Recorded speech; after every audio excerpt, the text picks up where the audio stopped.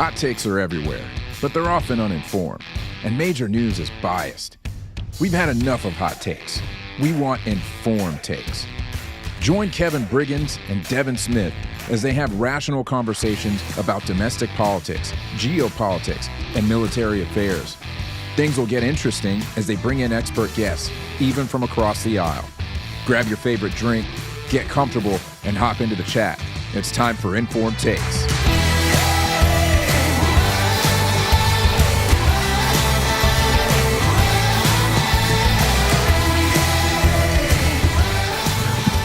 Yo, welcome back, everybody, to Informed Takes. I am Kevin Briggins. He is Devin Smith, and we are glad to be back with y'all once again. Brother, how have you been?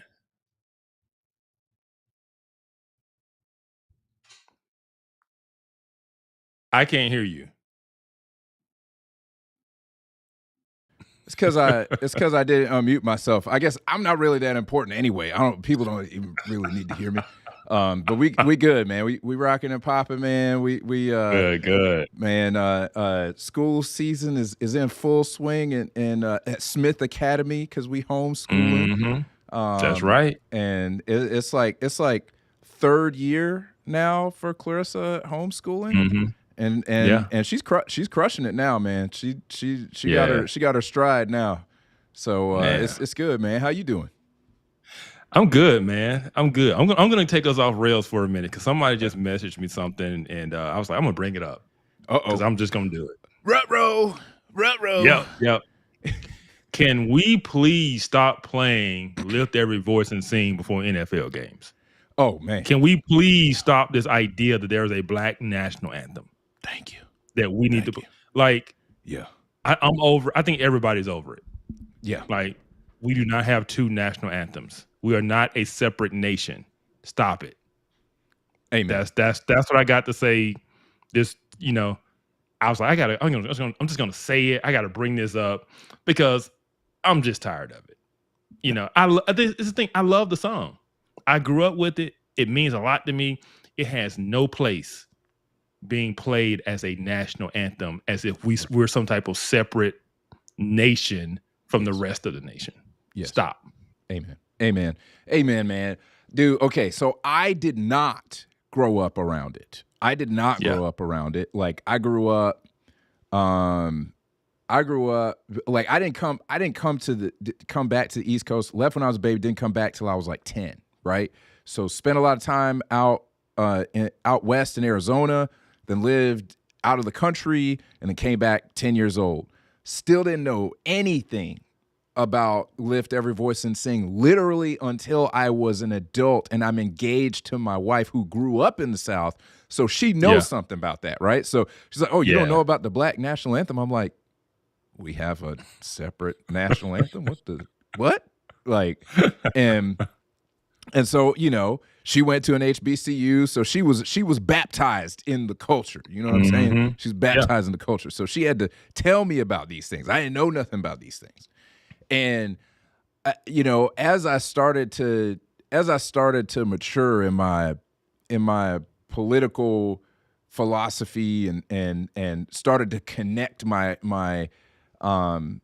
started to have a systematic political philosophy, and then also started to understand more about history and just looking at everyday life, thinking about how I grew up. I'm like, we didn't have it bad. I mean, you know what I'm saying? Like, we didn't have it bad. Yeah. And so when this whole black national anthem thing came up, I just didn't connect with the whole idea of us having a separate national anthem at all. Like I was like, dude, that's crazy. Yeah. Like what?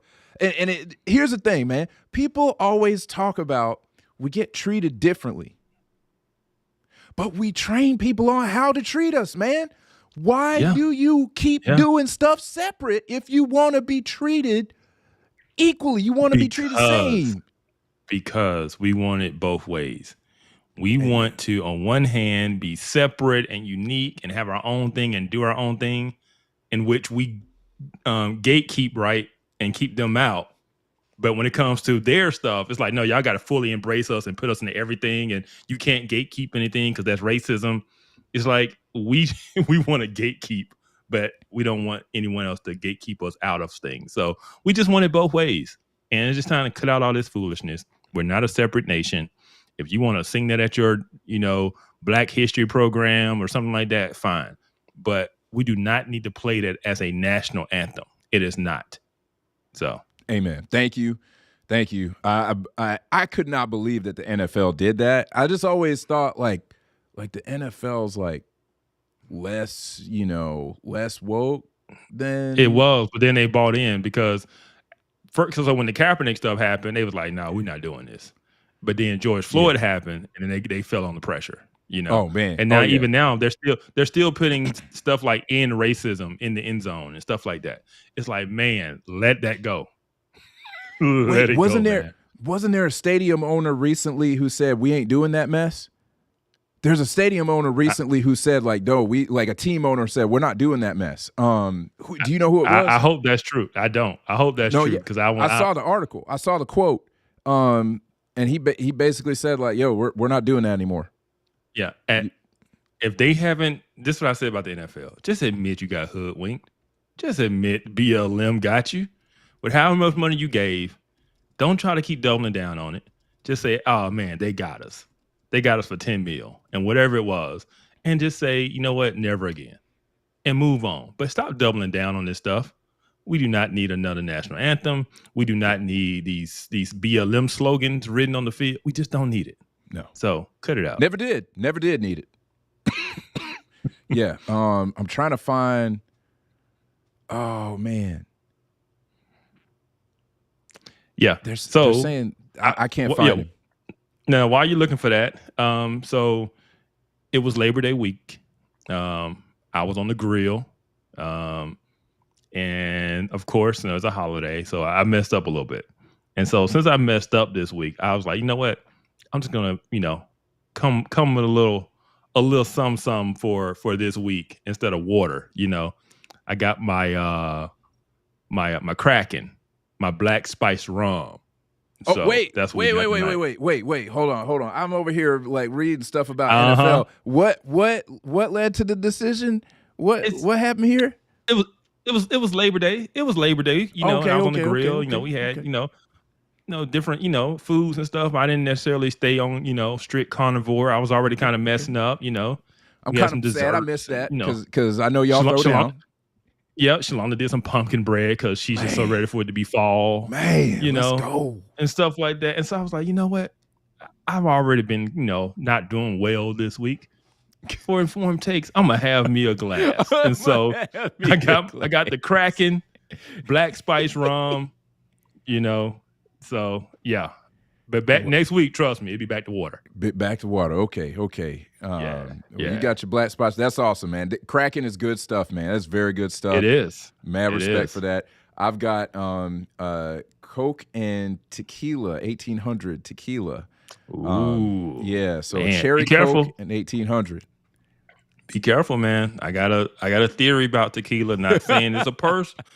I'm just saying it may or may not have happened sometimes, but my theory around tequila is you drink tequila, you wake up naked. That's all I know. And you just don't know what happened or like, I'm just saying, be careful with the tequila, man. I have a feeling that if I ask any questions about how you know this, that you're neither going to be able to confirm or deny your knowledge of it. All I can say is I learned from observing others. That's all I can say. I don't have to have the personal experience to learn the lesson. Okay.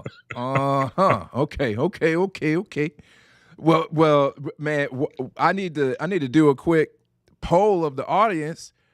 Who we got out there? Where you watching from? We thank you for being here tonight.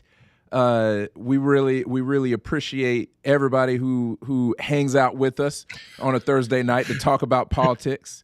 What we got? What's Claire saying? What's Claire saying? Claire saying, isn't there a song about that? I don't know. I wouldn't be surprised if there was because it should be. Yeah, there probably is. I do think there's a song. I can't remember the name of it. I know there's a song. If there's not a song, I know that The Rock talks about things happening in bars when the tequila is flowing. So Yeah, yeah. It's a dangerous drink. I think it's one of those. I think it's like I said, I think it's one of those drinks where, it sneaks up on people. Right, they feel fine, and so they're drinking more than they should, and then it hits them, and it's just too late. They're gone. So that's my theory behind it. She got the name. Oh, tequila makes her clothes fall off. Oh snap! I wouldn't doubt it. I would not country doubt song. it. It's a country song. That's why I didn't know. That's why I didn't know. That's why I didn't know. Because I don't listen to country like that. I don't hate on country, but I just don't listen to it like that. I don't either, but in my early military days, I listened to plenty of country because of who I was rolling with. So I probably heard that song. And you live in Alabama. I don't think it's avoidable. I think that the roosters actually crow in country. They do. The roosters got a little twang to them. Yeah. they told instead of just waking you up, they tell you about how their dog died and the pickup truck broke down. Yeah, man. Nikki Z from Montana. Thanks for being here. Montana. That's what I'm talking about. Kenny Chesney. Wow. Oh, wow. Yeah. So okay. it's probably yeah. It makes sense. Yep. Definitely a bar song. Not really like country, but yeah. I know some girls in college who would have been in the bar singing that at the top of their lungs. Yep. Yep. Coyote Ugly was popular when I was young because the movie came out, and then they started opening up various bars. I spent a lot of years in Panama City because there's an Air Force base there, and so that whole culture and scene is a dark time in my life. I feels you. Yeah, I was in art school when that movie came out. So all the girls wanted to go and do that dance whole on the thing. bar. Yeah. It was a thing. Lord of mercy. Man. So what's going on this week, man? What's going on? Man, a lot. We got a lot to talk about. That's why we got to jump in because it is a lot. I didn't want to leave anything out. I'm like, we're gonna talk about it all tonight. Cause man, we got a stacked show. We got an absolutely stacked show. Man, I thought it was pretty interesting that people had a lot to say about a certain someone. What was it? the old saying, rumors of my death are greatly exaggerated. Yes. Let's not talk only about that. it. So before we get into this, we're going to talk about Trump's health, issues and rumors and stuff that popped off this week. It is amazing how the same people who are so in tune to Trump's health and what's going on with him were silent for 4 years. And now all of a sudden they can start trying to put, the pieces together and a hint here and a hint there. And I have no time for these people. No time. Yeah. Oh, I have. It's so frustrating. I'm gonna save. It's so frustrating. I'm gonna save my words until after we play the clips because and what bothers me, because the first clip is David Pakman, super progressive YouTuber. It bothers me because he has 3 million subscribers. 3 million, and that dude is dumber than a box of rocks, and yet 3 million subscribers taking his content. Oh yeah. Oh man. There's a whole story.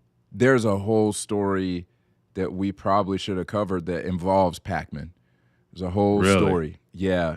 Maybe we'll talk about it a little later. But old Pakman was on the take on a little secret Democrat project to prop up certain talking points in the influencer sphere. Oh, that's a story, but I mean, duh. The dude got 3 million subscribers. I guarantee you the DNC was pushing him stuff to say. Absolutely. If if you listen to his stuff leading up to the election, it was all Kamala talking points and it was all delusion. Right. Yep. And then Yep. after the election happened and people started unsubscribing from him, he started panicking and trying to like, hey guys, don't give up on us. It's like, no, they realize you're full of it. You have no idea what you're talking about. None. Yeah. Like the stuff they were saying, it's like that, the lady who put out the poll about Iowa, right? Kamala was leading in Iowa. Like people like Pac-Man took that stuff and ran with it. Right. Oh man. I mean, Texas is on the board. I mean, I definitely think she gets Florida. She's definitely going to sweep the blue wall. She might get every swing state. Dude, stuff like that. Like that Stuff kind of like stuff. that. When I heard that stuff, I didn't know because we did the election cast. I didn't know Destiny was on his stream while we were on our stream talking about Kamala they expect Kamala to win Iowa. I mean that's like you have graduated. You blew straight past cocaine, straight past crack. Like you was on that fentanyl, man. You in the road. You in the middle of the road, like just yep. You out. Like you out, man. You was on fentanyl. You thought that Kamala was gonna win Iowa? Yeah. They had that zombie walk going on. Yeah, bro. I'm gonna say it just shows how disconnected they are. They're so disconnected. I listen to a progressive podcast. I like to listen to the progressive podcast because I want to know what they're talking about, what they're thinking. I was listening to the Bulwark the other day, and they were talking about like what Democrats need to do, and it was so tone deaf. I'm like, y'all still don't get it. Still don't get it. Yeah. And so and I mean they got over 1 million subscribers, and Pac-Man's got 3 million, and people listen to them. They feed them this trash, and then when the rest of the country, it doesn't go like they've been told, then it's like, oh well, they think the rest of the country was just low information voters and stuff like that. It's like no, dude. Like, regardless of how much content you think you're taking in, or you actually have low information because you're listening to people like David Pac-Man, who has no idea what he's talking about. That's well said. The people who have low information were the people who thought Kamala was going to win Iowa.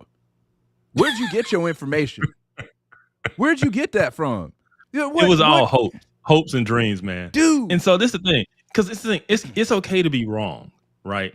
It is the level of confidence, cockiness, and arrogance that wasn't deserved. It wasn't deserved. That might be what you want to happen, but anybody who was looking at the polling numbers should have been nervous going into that night. Absolutely. Right? Because it could have went either way. And, we had our analysis was like, man, if you look where Biden was, if you look where Hillary was on polling, on Trump prior to election, and you look where they actually ended up, Trump closes a lot of ground on voting day. And so the fact that Kamala had these very slight leads in these places, like 2 or 3 points, was like, man, that's not a good trend. Now, it could have worked out where she wanted, but, slightly, Trump's, election day push doesn't happen like it happened the other 2 times. But you kind of factor in that analysis. Like, you got to be honest with your audience. Yeah. They were just completely delusional. No, yeah. And I don't know if they were told to do that, hoping that reality would follow the hype or something, but to go from what we know has been the performance of Trump, who is a political anomaly, to go from he shows like trailing a little bit going into election day, and then he gains points on like a lot of points. So if you only a point ahead of him going into election day, you done. That's not like good. It's a wrap. Yeah. You're gonna get beat. And it's been that way. It's basically been that way. You gotta be polling 7, 8, 9 points ahead. Yeah. And then you might win it by 2 or 3 points. Right, exactly. That's exactly how right. It's been you might trending. win by 2 or 3. That's how it's been trending. Right? The fact that she was only up 2 points in some of these polls was like, that's gotta be troubling. Yeah. And exactly like we thought it might happen. Here she got blown out the water because she didn't have she wasn't polling well enough ahead of election day. You know, but you're talking about those talking points. How many times have you seen the people like Pac-Man and on some of these progressive news channels like MSNBC talk about how Kamala ran a perfect campaign. They've said there was nothing more she could do. She ran a perfect campaign. I'm like, are y'all on crack? Yeah. Yo. Like, and this is the crazy. I didn't expect to talk about this, tonight. But the whole David Pakman stuff just got under my skin because I'm like, how does this man have 3 million subscribers and he's constantly wrong, right? Or like, I saw his interview on trigonometry today. It's 3 years old, and I had never seen it. I was like, oh, okay, let me see. David Pakman was on trigonometry. Bro, they asked him what a woman was. I mean, his answer about it depends on what context and like how crazy. I'm like, why does anybody listen to this person?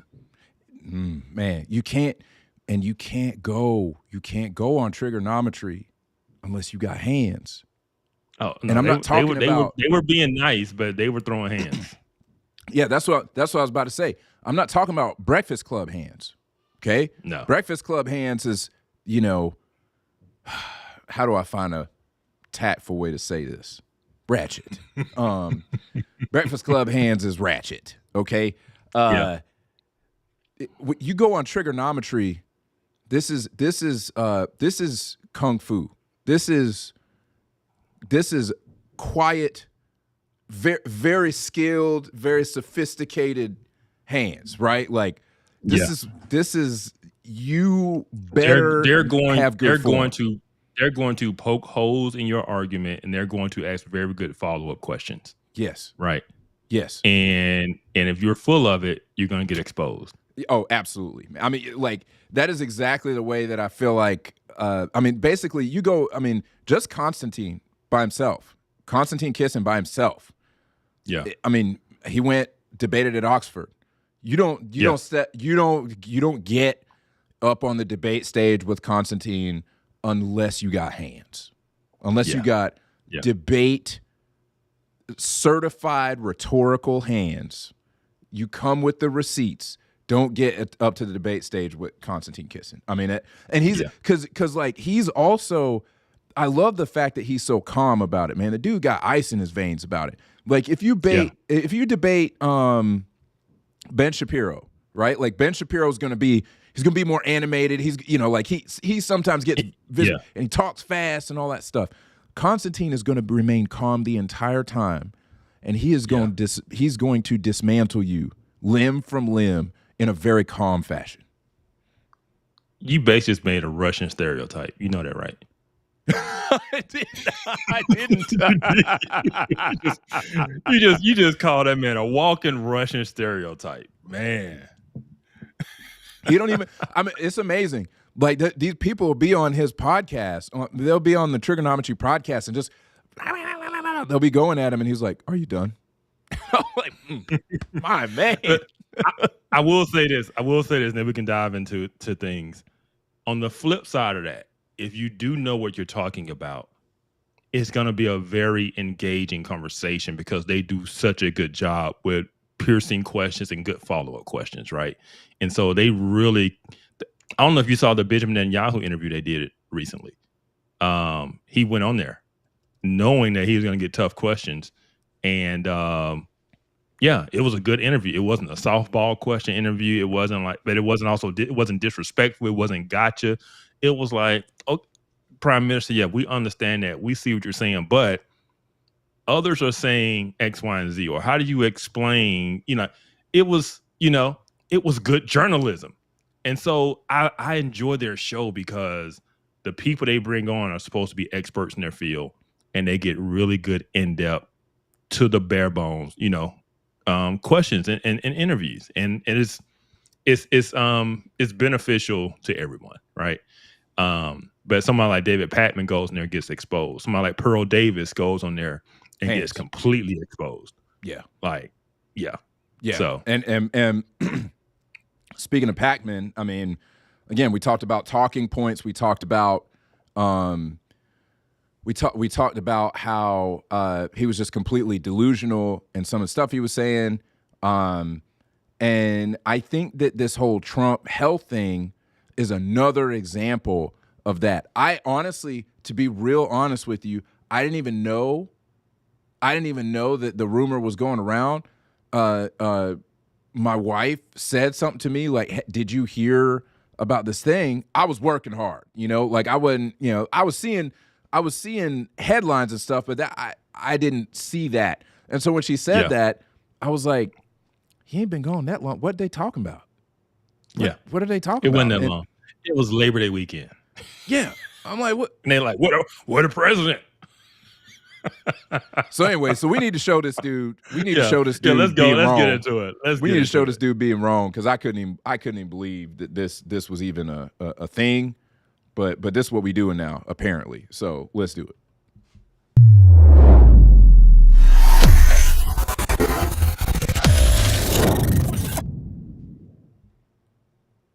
Yeah. This cat.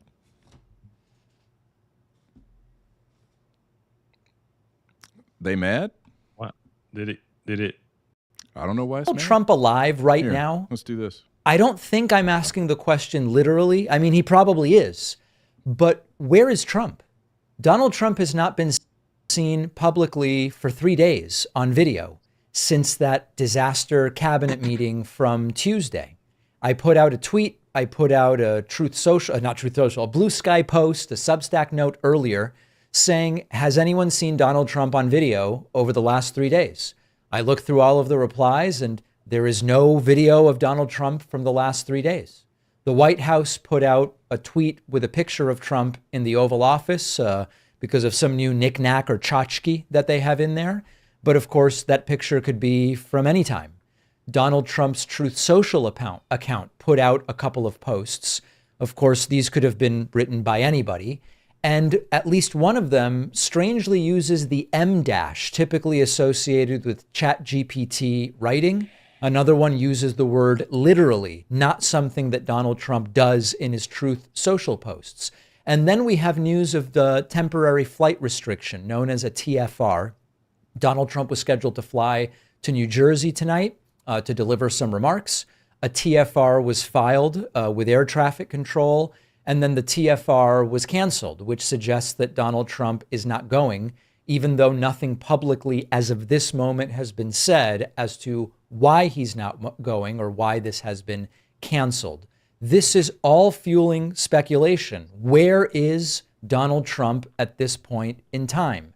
We have now had weeks of growing concern about Donald Trump's health, of course, some dubbing him Cankles Caligula because of the swollen ankles.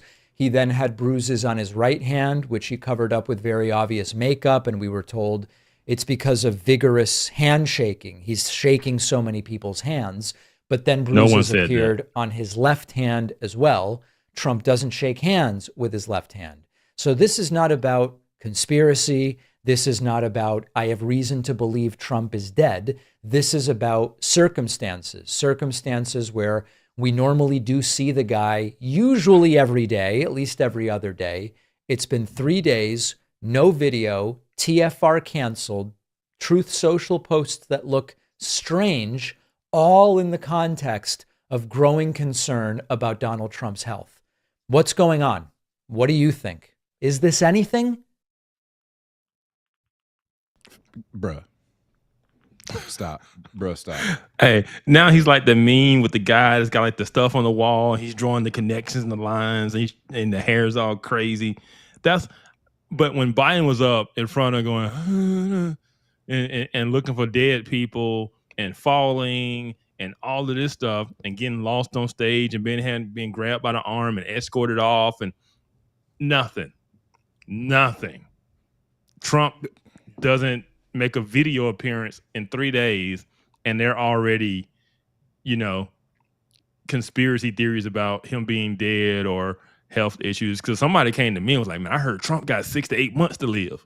I'm like, what are you talking about?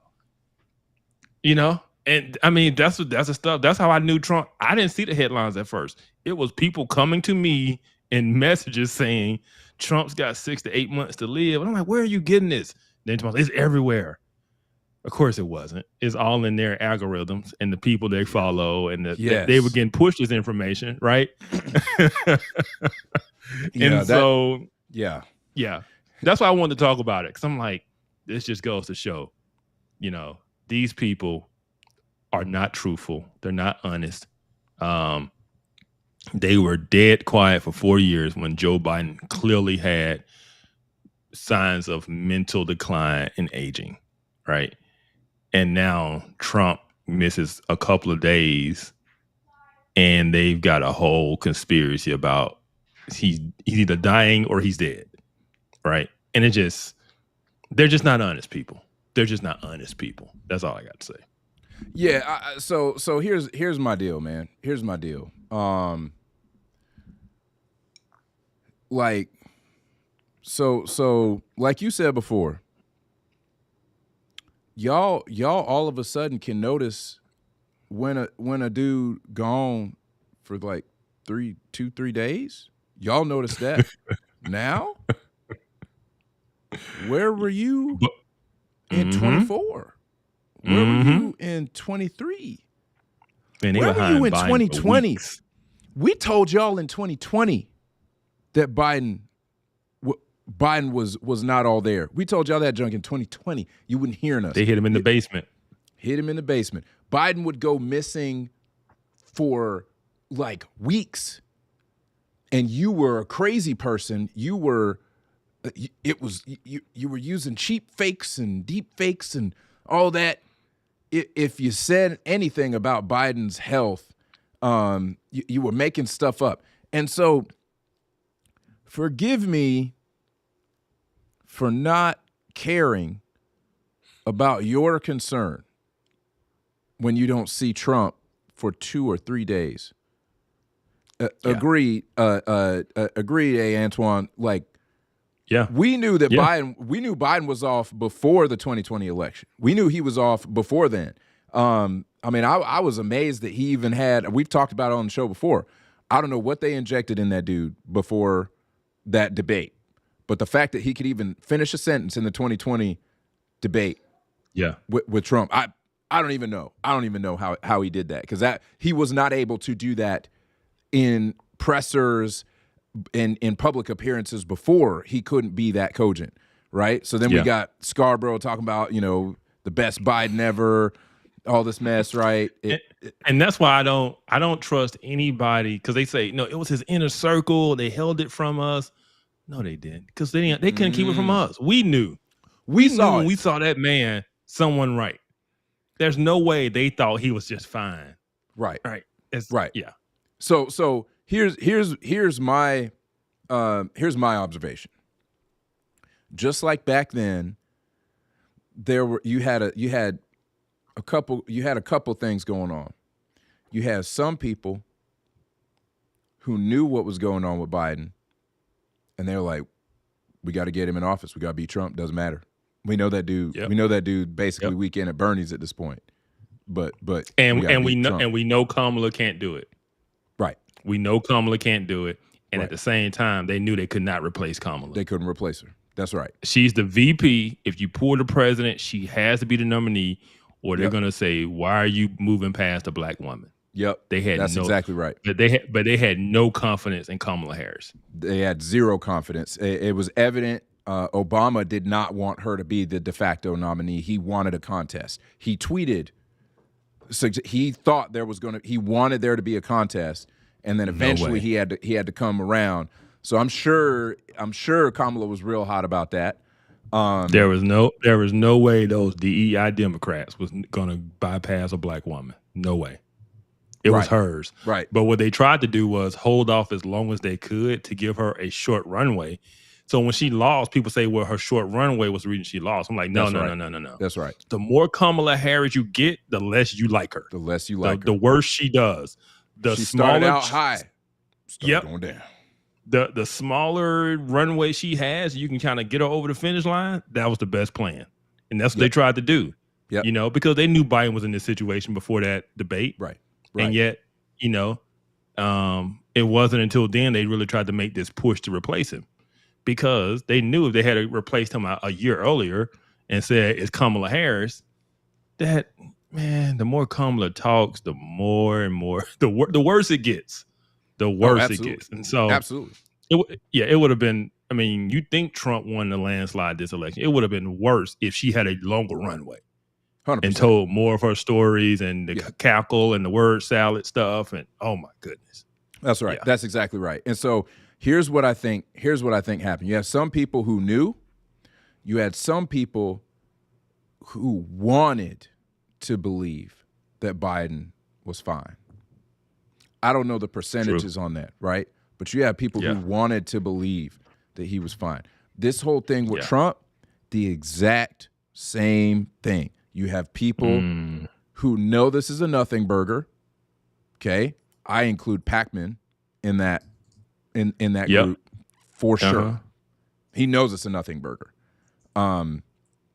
It's just a political opportunity. It's a chance to take a jab. That's literally all it is, right? And then you have some people, a lot of people in the feeds, in the social media feeds, furthering the speculation, right? They desperately wanted it to be true. They desperately wanted it to be true. To the point my wife said she saw somebody post, if it happens, call me. I don't care if it's 3 a.m. If it happens, call me. And she told me, she's like, I didn't even have to ask what they meant. I knew exactly what she meant when she posted it. They desperately want it to be true. I did not see the clip, but I saw Scott Jennings talking about it on X. Did Tim Walz wish Trump's death or something like that? Let me look it up. Snap. Did he? I think he did. Also, Claire is right. Kamala has a book coming out about the 2024 election. So stay tuned. Go ahead and pre-order that. Go ahead. Man, half the book gonna be her laughing. Imagine what can be with being unburdened by what has been. Yeah. I grew up in a middle class family. Oh my goodness. That's gonna be the opening line of the book. We're gonna have to hear that story about her neighbor again. Who's a business owner. You know what? I think I just got my next T-shirt idea. I grew up in a middle class family. I forgot what I'm supposed to be looking up. What am I? Oh yeah, Tim Walz. Never mind. Yeah, did he actually say that? Because if he did, dude, that's wild. I mean, if he said that, seriously, like they just don't care. You know what I'm saying? They don't care. They don't care that the dude been shot at already. They don't care the dude actually got shot. They just keep, if he said something like that, shame on him. But man, so I see 2 people who want the shirt in the chat already. But it's wild, man. It's wild that people it's just telling, okay? It's telling that people just desperately want it to be true. Trap said, let's not forget that Tupac was Kamala's favorite artist in college. Oh my goodness. when he wasn't even out when she was in college. Right. Yeah. Yeah. Like, did you get a mixtape? Did you get like a mixtape that just nobody else had? Because I think he was like, how young was he when she was in college? You know what I'm saying? Like, he wasn't even rapping, like, what are you talking about, Kamala? All right. So yeah, he did. I just listened to it.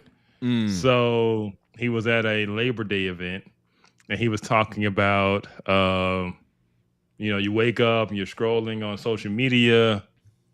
He said, well, the last few days you woke up hoping that there was some news. You just hope it. Yeah. Yo. Yes. Matter of fact, I'm just got to send it to you because we gotta. Yeah, send it to me. We'll cue it up. Oh my, dude, are you serious right now? Yeah. Have they learned nothing, or do they just not care? Hey, can I send it to you on Messenger? Oh yeah. Okay, I didn't know what you had access to right there. I got a Mac. I got access to everything, baby. Everything. Yo, that was a jab because I want to switch him over. This mug got me on. He got me on green bubble mode over here. Green bubble. Nah. Not going on using that Apple on that same song, man. On that same song. Android for life, man. I don't deal well with peer pressure, man. I just don't. I know. I don't.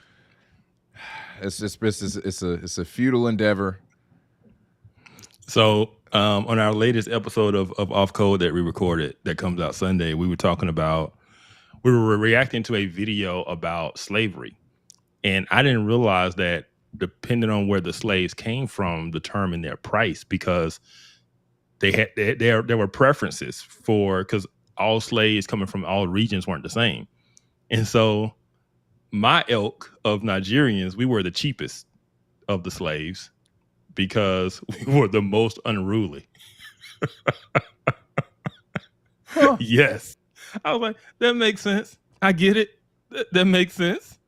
Yeah. Huh. And so my people were up in North Carolina area because tobacco wasn't as profitable as cotton in the South. So my folks was up in, where they could afford the cheap slaves and in tobacco country, because the Nigerians were unruly. Wow. Yeah. The Nigerians wasn't having it. Nah. Man. All right. Well, I got at least I don't clip. deal well. I don't deal well with peer pressure. Unruly, man. Got me over here on green bubble time, man. That's right. We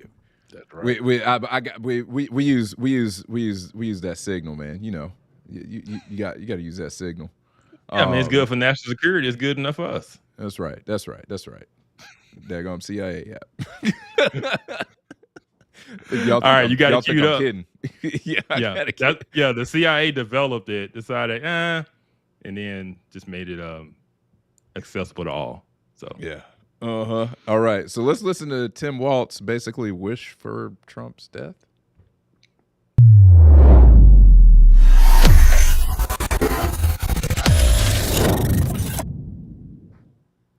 You get up in the morning and you doom scroll through things, and although I will say this, the last few days you woke up thinking there might be news. Just saying. There will be news sometime, just so you know, there will be news. You get up in the morning and you doom Yes, man, that is the governor of the great state of Minnesota. Yeah.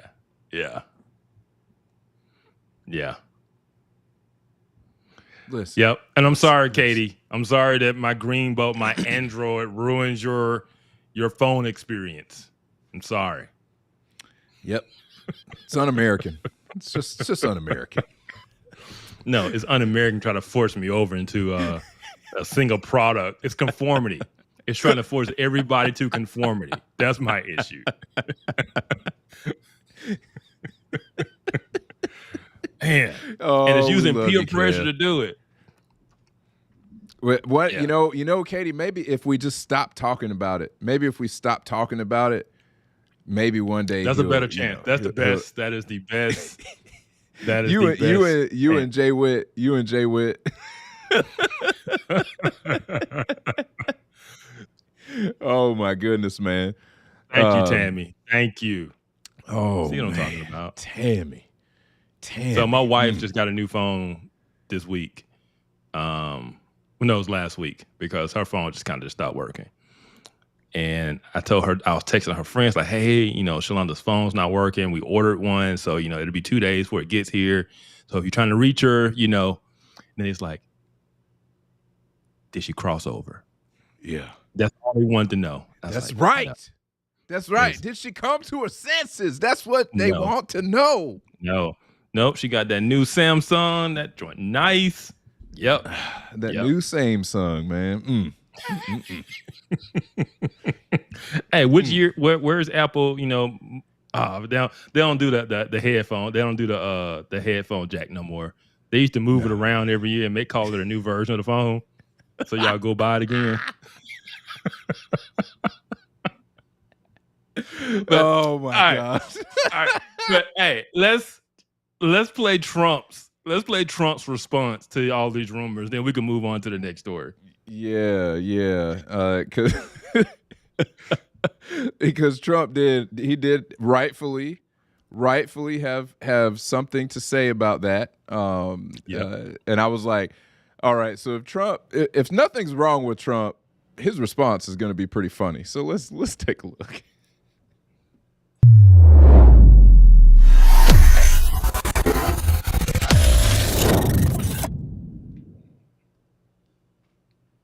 Peter? President Trump, something completely different, but about a big viral social media trend over the weekend.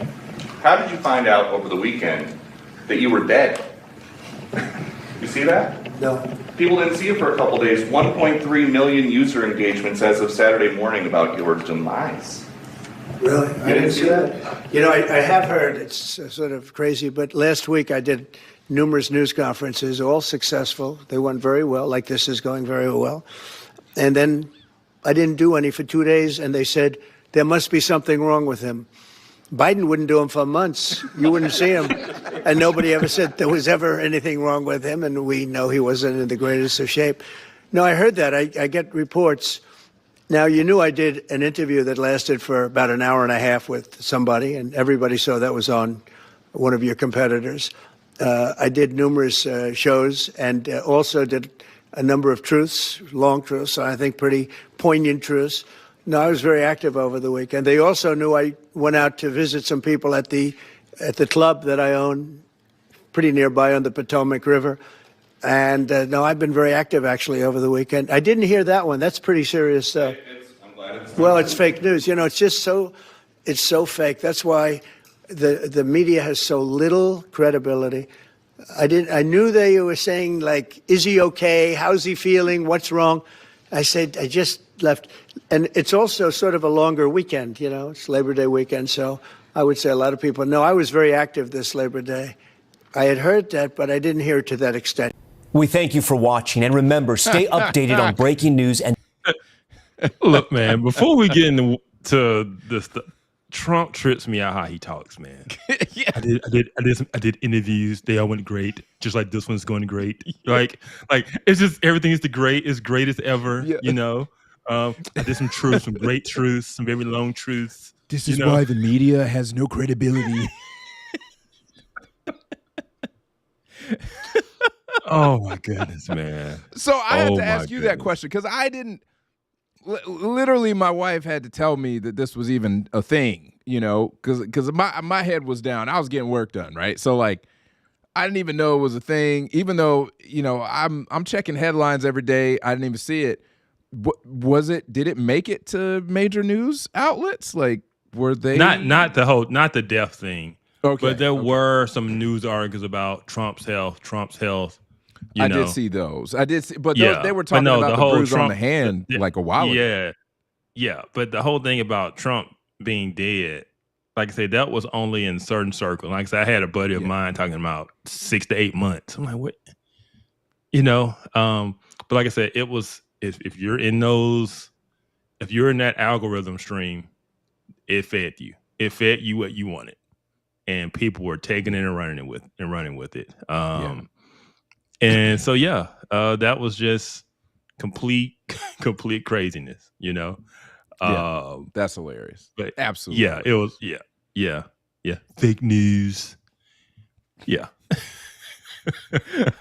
You know, but it's wild. It's wild. So I wish that I had this. If I may, I'm gonna try to look up the Free Press article on it. Or actually, no, I think it was Wired. Wired broke the story that there are a bunch of and I think it was the Wired broke the story. National Review reported on it. It wasn't the Free Press. It was National Review reported on it as well. And they linked to Wired because Wired kind of had the exclusive on it. But it was Taylor Lawrence. Taylor Lawrence blew the cover off that thing. So apparently, and y'all know, maybe you don't know, that Taylor Lawrence, former Washington Post journalist, not exactly the most objective source of news. Oh, you talking about Taylor Lorenz? Oh, is that how you pronounce it? Oh, my bad. Yeah, no, that chick crazy. I've never actually heard her last name pronounced. No, she's out loud. so progressive. She's so out there. Oh yeah. So she decided. I don't know how. I mean, she's on the inside, on the progressive side. No, she's a legit journalist, man. That chick is she's just out there. Crazy, yeah. So she got the inside scoop, and she decided. I don't know who she was mad at. But she decided that she was going to blow the cover off of this thing. And so off of what thing? Like what did she expose? So it was an organization, and I can't remember the name of it. I'm looking it up right now. Because it'll probably, so like it says a dark money group is secretly funding high-profile Democratic influencers. So an initiative aimed at boosting Democrats online offers influencers up to $8,000 a month. $8,000 a month to push the party line. Informed Takes about to switch up. Informed Takes going progressive. Kamala Harris got robbed. She was robbed. She ran a perfect campaign. It was a reflection of the racism and misogyny in this country. Yes, that's right. It's why she did not win. Yeah, she lost. She lost because of sexism and racism against both Indian and black people at the same time. America did a racism on two different races at the same time. Man, just double racism. Let me know where to put in my routing number and my bank account number. See the way my bank account work. I got checking in the savings. Y'all let me know where y'all want to put the money. Did we do it right? I think that's how you're supposed to do it. I think that's how you're supposed to do it. Yeah. So they said all these influencers had to do. Justin Ryder said, "Good job. Where do we send the check? Appreciate that. Yo, we gonna make it. We gonna be all right. We gonna be all right, Kev. We gonna make it. Informed Tech's gonna make it. It's gonna be fully funded, man."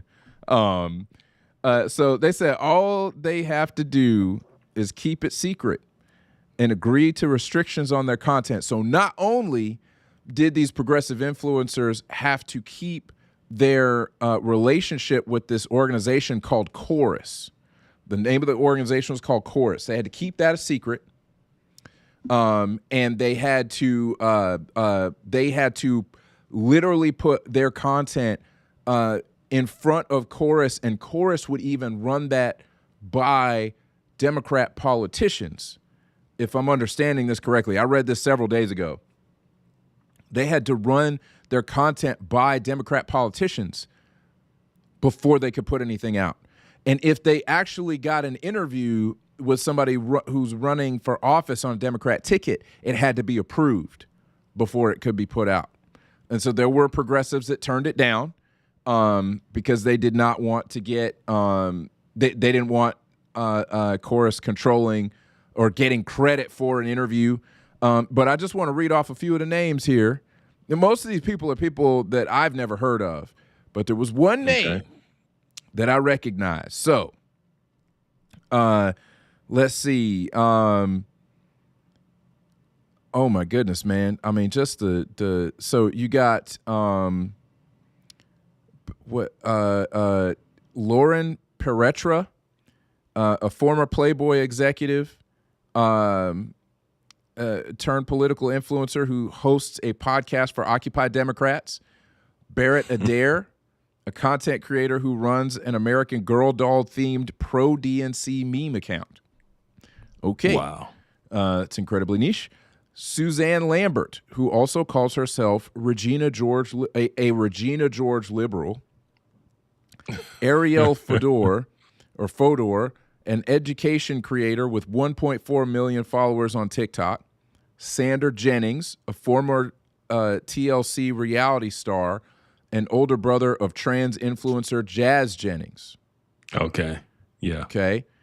And then the name that I recognized, David Pakman. There we hosts go. an independent progressive show on YouTube covering news and politics. Ain't independent no more. Lee McGowan, who goes by the online moniker Politics Girl, and dozens of others. So, so Pakman was on the take. Pakman was getting paid that bread to push them talking points. Hey, Justin, you kick it to 1,000, we'll do it in costume. Just saying.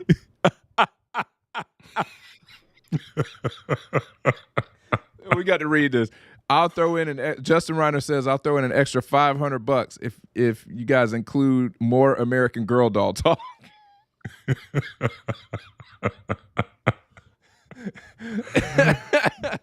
Hey man, hey, we here to serve, man. We here to serve. Give the people what they want.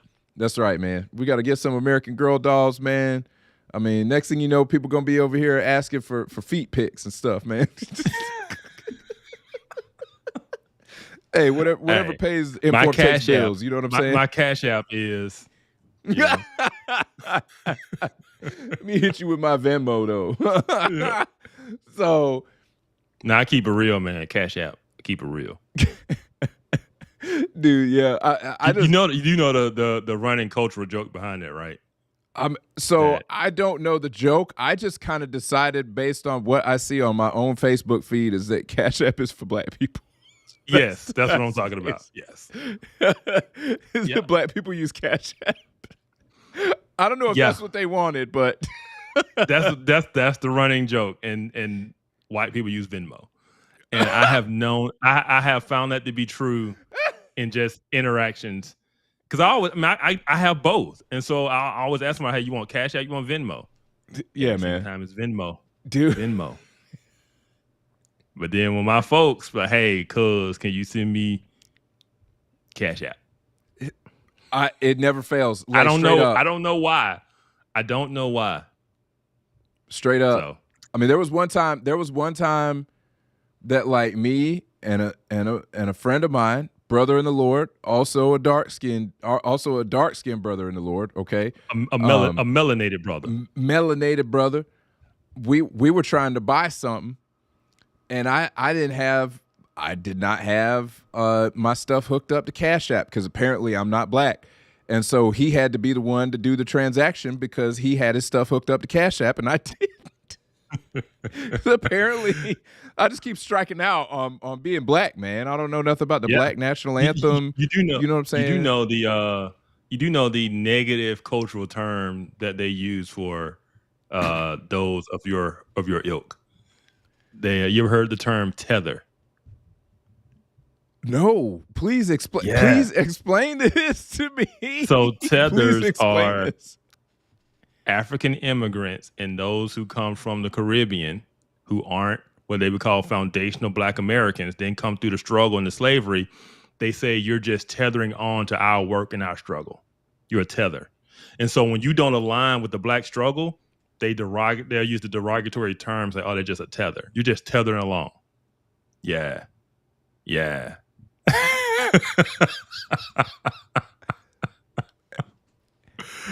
Yep.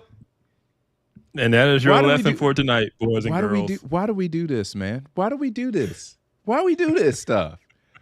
I had no idea. You literally just educated me on that. I had no idea. Like I'm at best only half tether. Okay, I'm at best only half tether. Look at Antoine said. Yep. If you don't know whether to use Cash App, you ain't black.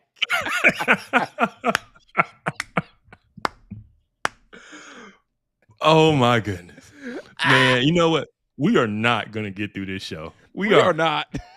We are not. Hey, I appreciate that. my cousin Trap, he said I can vouch for Devin. He ain't no tether though. At best, I'm only half tether. Because my dad was born in the South. Okay, my dad was born in the South. So, all right. But I don't really care. They can call me whatever they want. They've been calling me whatever they want since I was a kid. So I really don't care. I mean, you know what I'm saying? I'm like, does being like, I'm telling you, there are certain people on X who will have FBA in their Twitter, in their X account name for Foundational Black American. Like, it is an actual thing. An FBA. Are you an FBA? Are you an F? Yeah. It is a thing that they take pride in. Yeah. Dude, what are we doing, man? What are we searching doing? Searching for identity and value and purpose. Yes. That's it. Well said. Well said. And you know what? In your article, you wrote an article about this, and you talked about the fact, you said to be black is to be politically black. Yes. And if you are not politically black, you are viewed as the enemy. You ain't black. Yeah. Yeah. Yeah. Biden said it. Ayanna Pressley said, we don't need more black faces who are not black voices. Yep. All skin folk ain't kin folk. All these terms mean the same thing, right? Yep. Yeah. And it's basically, if you don't go along with everything that is considered orthodox political blackness, Marxism, which a lot of people don't even know. They don't even know that that's a part of what they consider orthodox political blackness. They don't even know that. They just, it's so a part of the culture that they don't even know where it comes from. I mean, straight up, like you can't do nothing. I mean, I've been black all my life. Okay, I've been in the room when basically it was like there were lines drawn. Yeah, and if you wasn't going to support a particular candidate, it was basically like, hey, all of us black folk got to stick together, so we all going to support this candidate, right? Like, I've been there, right, Devin, right, Devin, yeah. Everybody's looking at you. Well, the funny thing was, there was a particular family gathering, and these folk, I don't know if they knew that I am not, I'm not politically black, I guess, whatever they want to call it. This was before you came out the closet. This was before I came out the political closet. At least where I said anything. So I'm sitting there and everybody's around the table, and this is I want to say it was 2019. It was like 2019, I think. And it was like 2018, 2019, something like that. And family sitting around on the back deck, one of my family members' houses, and one of them said, "So we know that we know what we got to do. So come November, we're all going to support whoever the Democrat nominee is, right?" They had the meeting. Oh yeah. And it was a lot of us out there, and they said, whoever the Democrat nominee is, like, we all know we got to support him, right? Regardless of who we wanted it to be, we know we got to support him, right? And they going around the table like, yep, we got to do, we got to do that. We can't have him back in office talking about Trump. And I'm sitting there, and I would have thrown a grenade in the middle of the room, bro. I'm sitting there going back and forth in my head, like, okay, am I just gonna shut up and not rock the boat here? Am I gonna keep my mouth shut? And it's like those old cartoons. On the one hand, you got the angel on your shoulder, you got the devil on the other shoulder. Mm-hmm. And this time I actually think that, you know, the devil was like, hey, don't say nothing now. Don't rock the boat. Don't say nothing. And the angel So was the like, angel that was telling you, like, the keep it angel real. was like, you better stand on business, homie. And I'm sitting there, I'm like, oh, are we about to do this? Because I know basically there's a lot of ramifications for me saying my opinion right now in front of all of these close family members. There's a lot of ramifications for me saying this. Am I really going to do this right now? And my heart beating fast and all that stuff. And I just decided at a certain point, I was like, screw it. Let's go. And I leaned in and I said, well, I wish y'all the best of luck. Because y'all screwed in November. And everybody was like, oh my gosh. And then, I mean, for the next like hour and a half, it was basically, I don't know if you ever seen the movie It Man, where he literally fights off like 10 black belts. Yes. Yeah. Yes. Yeah. That's basically Great what movie, it was. by the way. Great movie. It's the best kung fu movie ever made. That's the form of Wing Chun I practice, by the way. It's the form of Wing Chun I practice. Form of kung fu I practice. But and that movie was the beginning of that. But that's what it was for the next hour and a half. We went over everything. We hit on abortion. I mean, we touched on so many different things. And it was just, I mean, it was fun. I was so glad that I did it. But it was a certain moment where I'm just like, oh man, am I gonna do this? And I was like, wait a minute. They feel like they can say whatever they want. I'm part of this family too. I'm gonna say my thoughts. I'm gonna go. I've been training for this. So yeah, I did exactly what you said. I threw the grenade and stood on business. So yeah. And I do not regret a single minute of it to this day. Not a single minute. So Trap the Don made a good point about tethers. Barack Obama is a tether. Like Barack Obama, he might be he's the first black president, but he is not African American, right? His mom is white. Right. His father's from Kenya. He was born in Hawaii. Like, he is not a foundational black American. His ancestors are not from the slave trade in America, right? His Americanism actually comes from his white mother.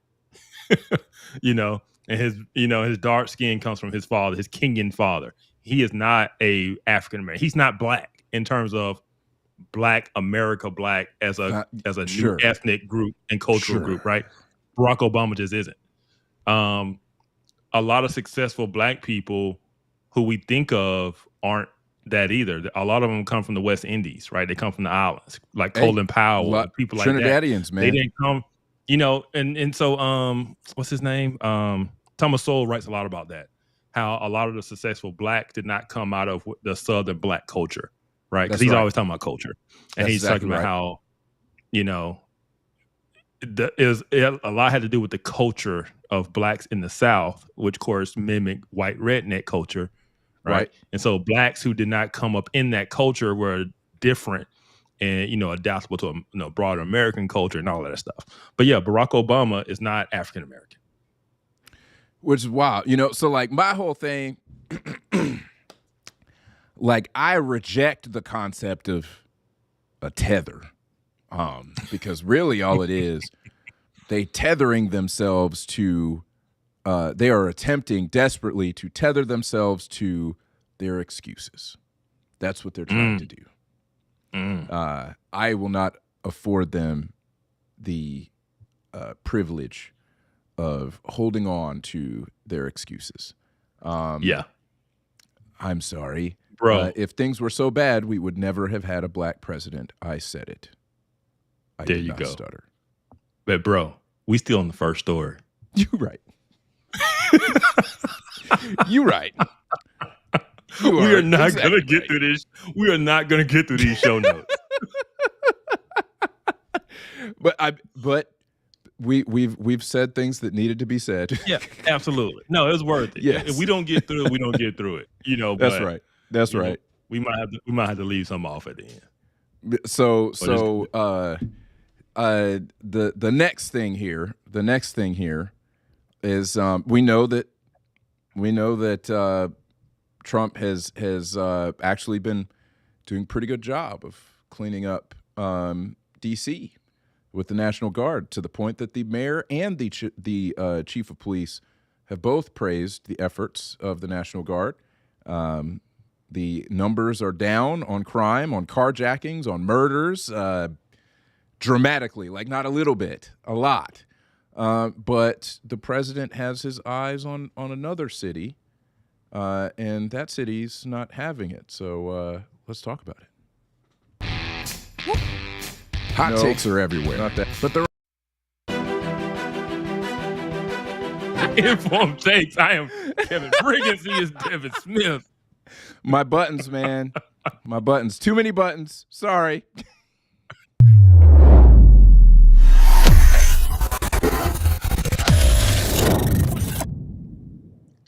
Where's Liam when you need him?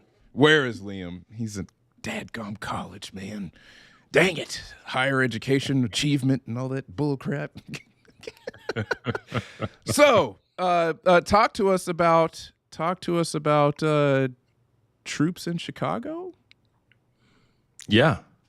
Hey, can you hear me? Yes. Okay. Yeah, because I'm frozen on my end. So, no, I can see you. You move. Yeah. So, Chicago is, of course, the city with the most murders in it year after year. Mm-hmm. It is still that way. And President Trump wants to send the National Guard and other resources there to clean it up. And the mayor of Chicago, Brandon Johnson, and the governor as well have both said, no way. And yeah, they've just basically rejected Trump's plan based on the fact that it's Trump at the end of the day. You know? Right. That's right. They're willing to see their citizens murdered at, Yep.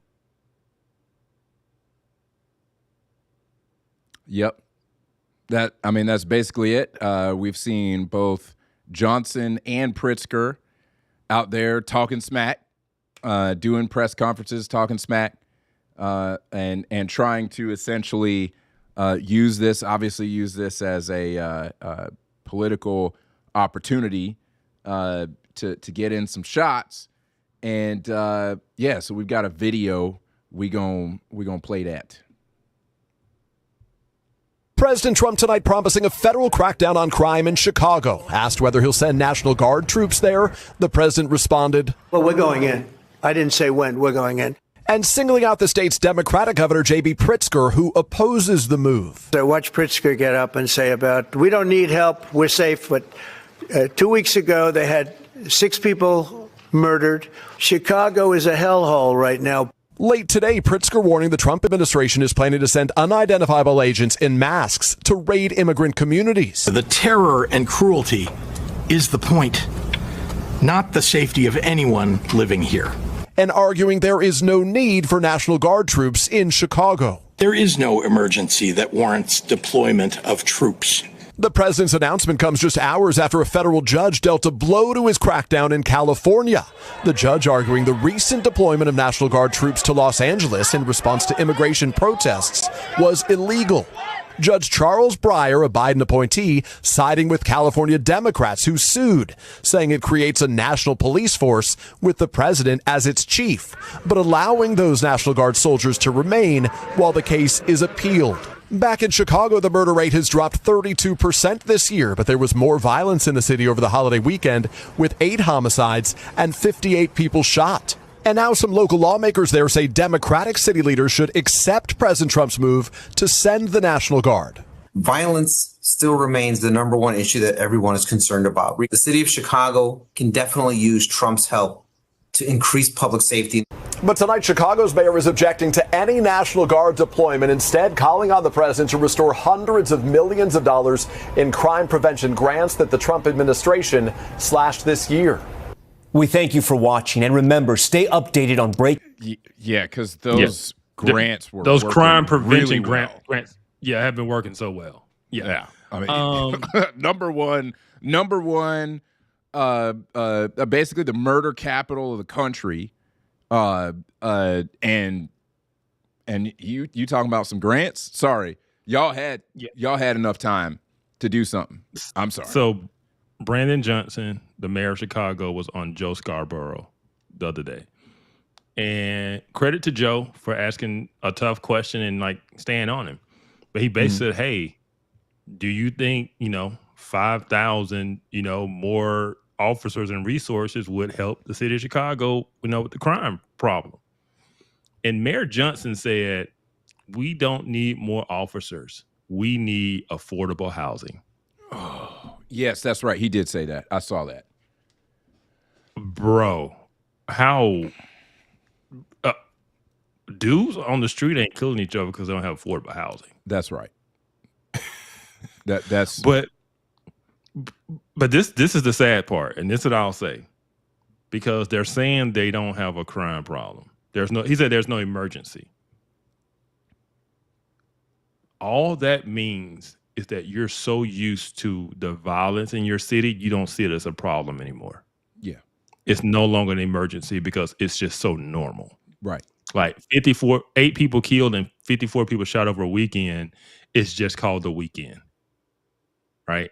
And the fact that people like him don't have to live through that. They don't live in those areas.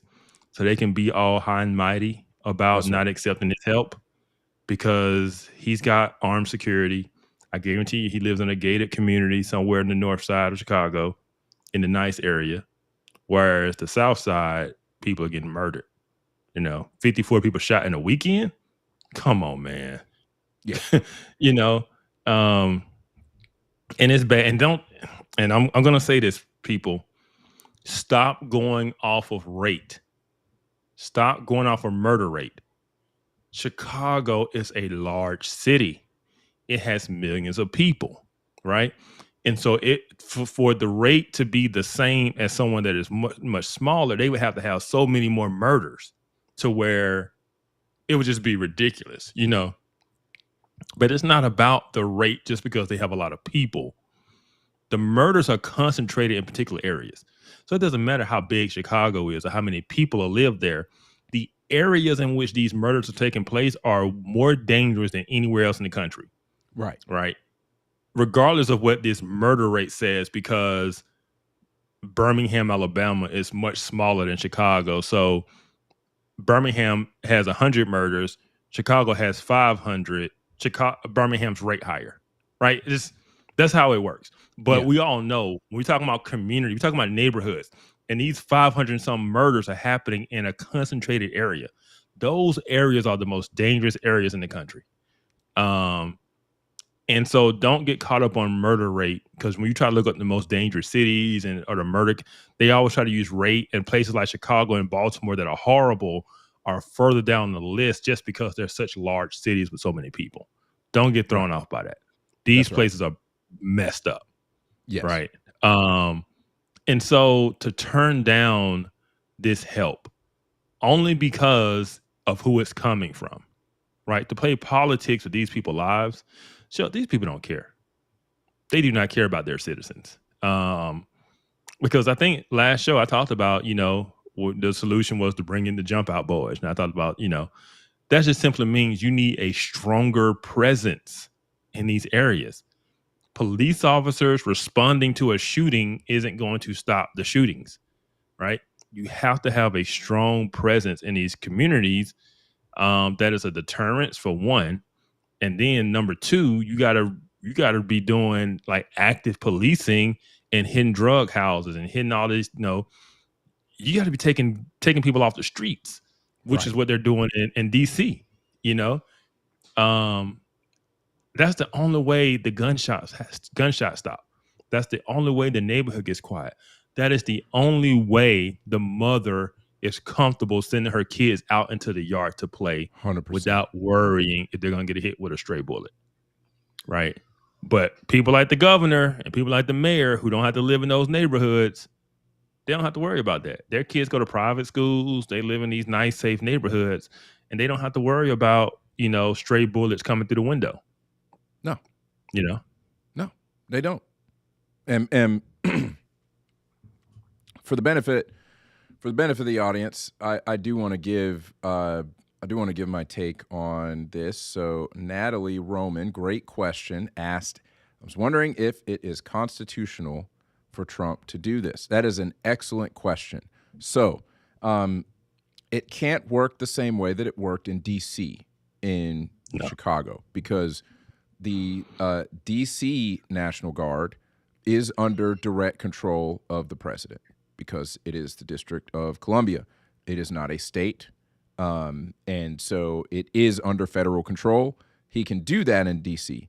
He cannot do that the same way in Chicago, because that would have to be the Illinois National Guard.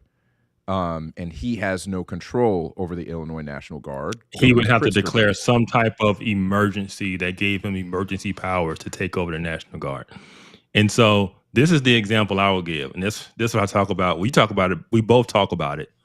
Be careful of the dangerous precedent that you set. 100%. Because in my mind, I think about the time the National Guard was used in a state against that state's will. And it was to force integration.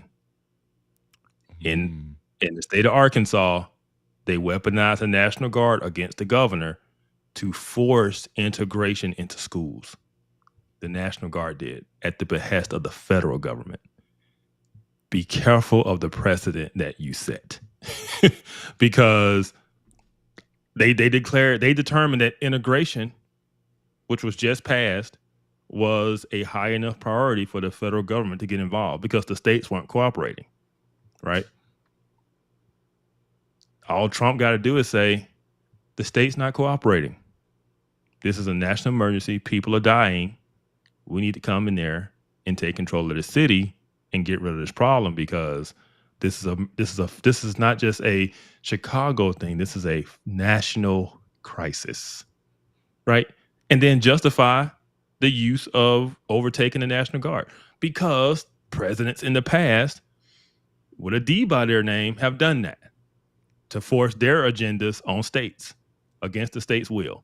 And so be careful of the precedent you set, because it can always be used by the other side.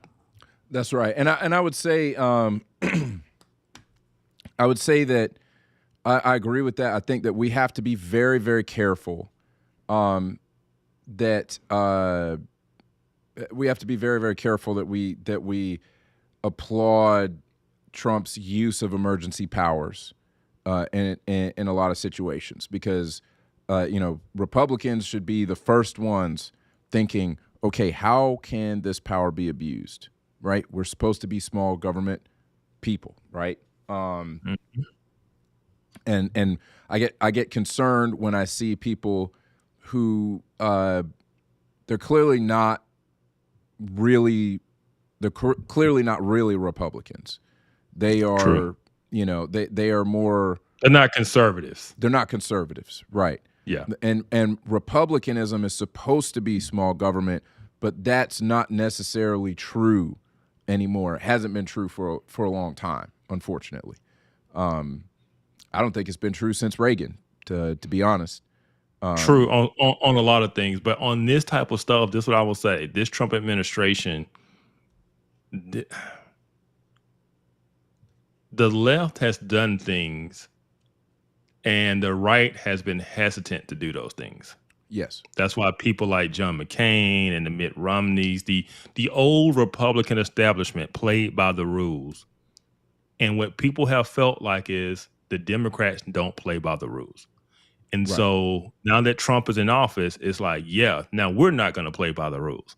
And we're going to use all the powers, because when the Democrats are in power, this is what they do. Right. And of course, that just makes it extra worse. Yeah, they're already talking. They're already saying like, so we've said when they go low, we go high. They're quoting Michelle Obama, and so they're like, well, we need to stop doing that. And I'm thinking to myself, like, when the heck did y'all go high? When did y'all go high? Like, this is high to y'all? What's low then? Like, what's low? Yeah. But you know what they're talking about? Jasmine Crockett and D.L. Hughley was at some event. Yep, that's right. And that's exactly what I was going to mention. She said they need to make D.C. and Puerto Rico a state. Yep. Right? Because then they're going to get four Democratic senators out of that. Yep. They said they need to pack the court. That's right. Right? That's right. And abolish the Electoral College. Yep. These are the things they're talking about they need to do when they get in power, right? I'm gonna tell you right now, they ain't ready for that. I mean, look, I think that's what we have to realize. Like people, especially people who haven't paid a lot of attention to politics, right? I know people who didn't even vote until Trump ran, and they voted for Trump. They didn't even vote. They didn't care about voting until Trump ran because they felt like Trump represented them, right? Obama had the same type of effect. Right. And so it's like, hey, you need to understand some history, and you need to understand what you're doing. You need to understand that you supporting this, what's going to come on the other side of that is going to be ugly, and you're not going to want it. You're not going to want it. And I think so. I don't want Trump to try to use some emergency powers to federalize the National Guard across the country to take them into any state that he wants. I think it's a very bad move. Sets a very bad precedent. It's fundamentally un-American. It is anti-federalist. I think it's a very bad idea. If Trump was smart, he would go to red states like Alabama. Birmingham has a crime problem. Come into Birmingham, clean it up, and let these blue governors keep telling you no, and there are people still seeing their crime and their murder still happen while others are cleaned up. That's what I would do. I was like, okay, we ain't got to come there. You don't want us? Okay. Alabama, do y'all want us there? Oh, Kemp, you want us to come to Atlanta, clean up south and west side of Atlanta, you know? And let those governors, come in, help us out. We'll work with you. We'll partner together, and we'll clean it out, and we'll help cut out all the violence. And then those people will be grateful. That's and right. The blue governors will look bad instead of trying to force yourself. Instead of trying to force yourself on the blue governors to force them to do, man, no, stop. Don't worry about Chicago. Don't worry about Baltimore. They don't want you there. Yeah. Oh well. Let them be them. That's federalism. Let them be them. Okay. Yep. Go into the states that do want you. Clean up those cities where there are massive crime problems. Okay. And then, pull in Argentina. Go pull in Argentina in those states and see what happens. It's going to be, listen, man, one thing I can tell you is that women want to feel safe when they go out. Mm-hmm. Women want to feel safe. And if it starts looking like, the Republicans are making places safer and the Democrats are stubbornly not wanting to do anything about it, even if they don't like Trump, even if I don't like Trump, I still want to be safe. Yeah. So the Republicans are doing something and the Democrats are not. So I guess I may have to vote for my own protection. And I think that's the move. Ben Shapiro on CNN talking with what's her face, who hosts the show that has Jennings on it. Can you remember her name? Is it Abby? I can't remember. Abby Phillips. Abby Phillips. Yeah. So he's talking with Abby Phillips, and so I think Ben Shapiro, he had a great point. So there's two things that I think here.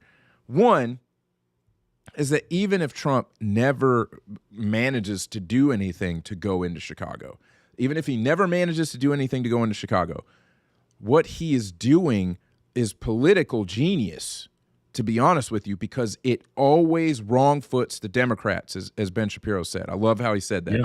It always wrong-foots the Democrats, because if he says he wants to do that and he wants to clean up crime, they're going to automatically say they don't want that, and that makes it look like they're defending crime. And so even if he never gets into Chicago, he got them to defend crime. Yeah. Yeah. He wins. He wins. So him even saying that he wants to do it puts them in a position where they either have to say, we agree, crime's bad, we should do something, or they're going to do what they normally do, which is their knee-jerk, which is their move is orange man bad, anything orange man wants, we have to be against. Yeah, we got to fight against fascism. But you see the black people in D.C., they're happy. They're happy. Like they're like, man, it ain't been this quiet. I ain't heard no gunshots. Like, Black female mayor, black female police chief. yeah, They doing a good job. yeah. But Democrats Yeah. mad though. Democrats mad. Murder, Like, carjacking's down 87%. Like, Mayor's like, I'm kind of feeling it, like. But Democrats mad. Like, no, we like carjackings. yeah, yeah. That's the normal political move, right? That's the normal political move is like, oh, you must like carjackings, right? And they'll be like, well, we never said that. You're doing the straw man. Like, we never said that. Well, the Democrats, what they've been doing is making the criminals the victims, right? Yes. So like Brandon Johnson said putting people in prison is just racism. He said that's just racism. So he doesn't want them going there arresting people and cleaning up the streets. And no, he says that there's racism.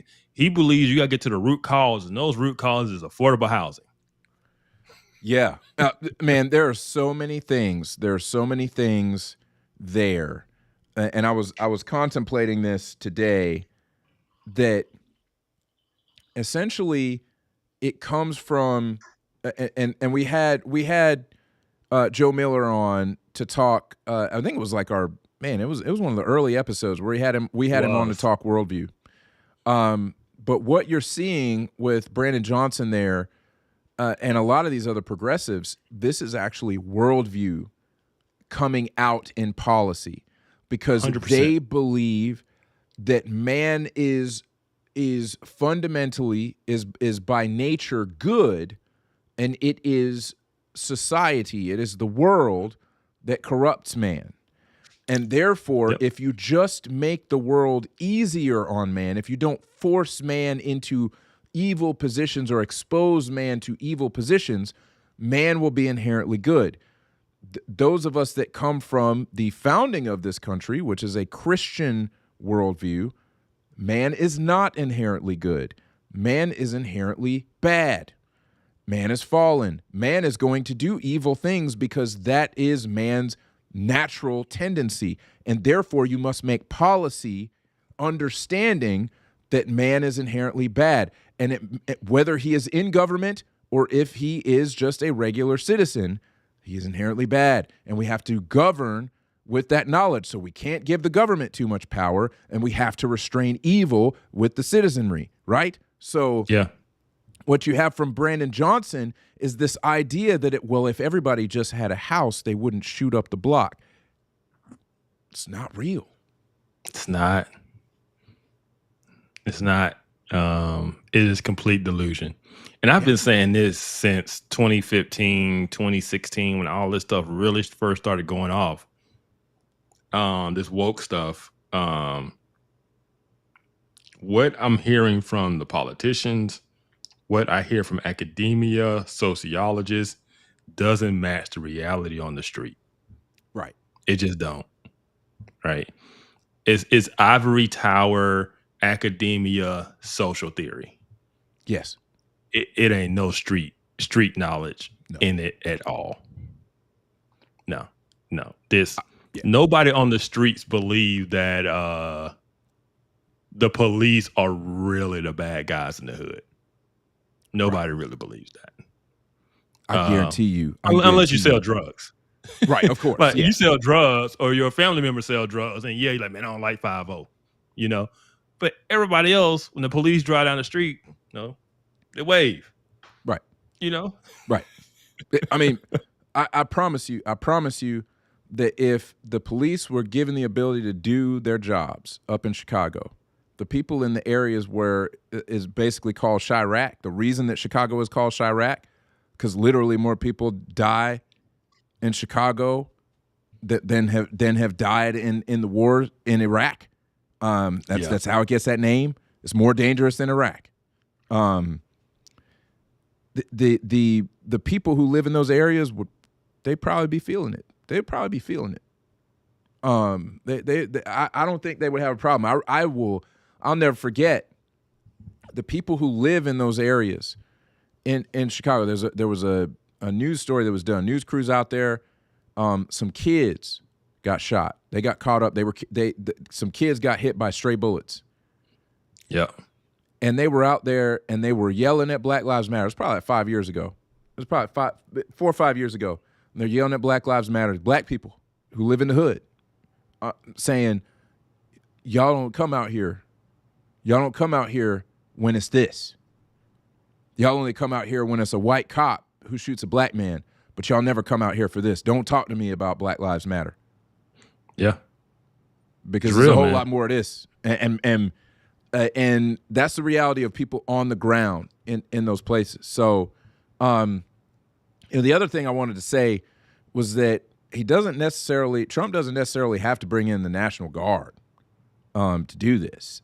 He could decide to get creative with it. He could say, hey, we're gonna bring in people from the FBI to work with the police force.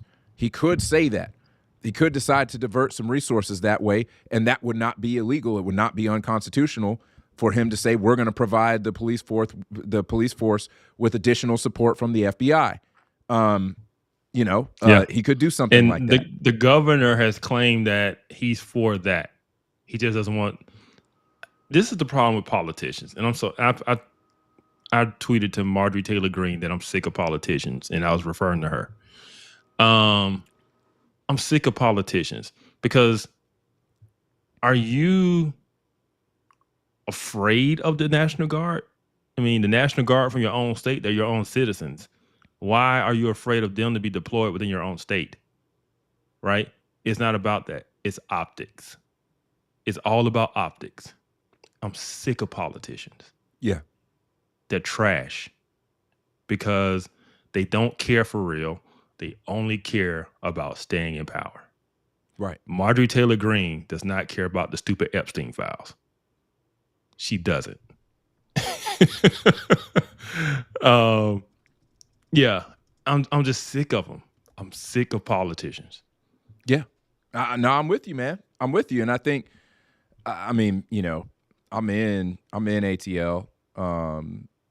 Marjorie Taylor Greene's district is very close to where I live, actually. It always amazes me that she keeps getting elected. I don't know what's going on over there. What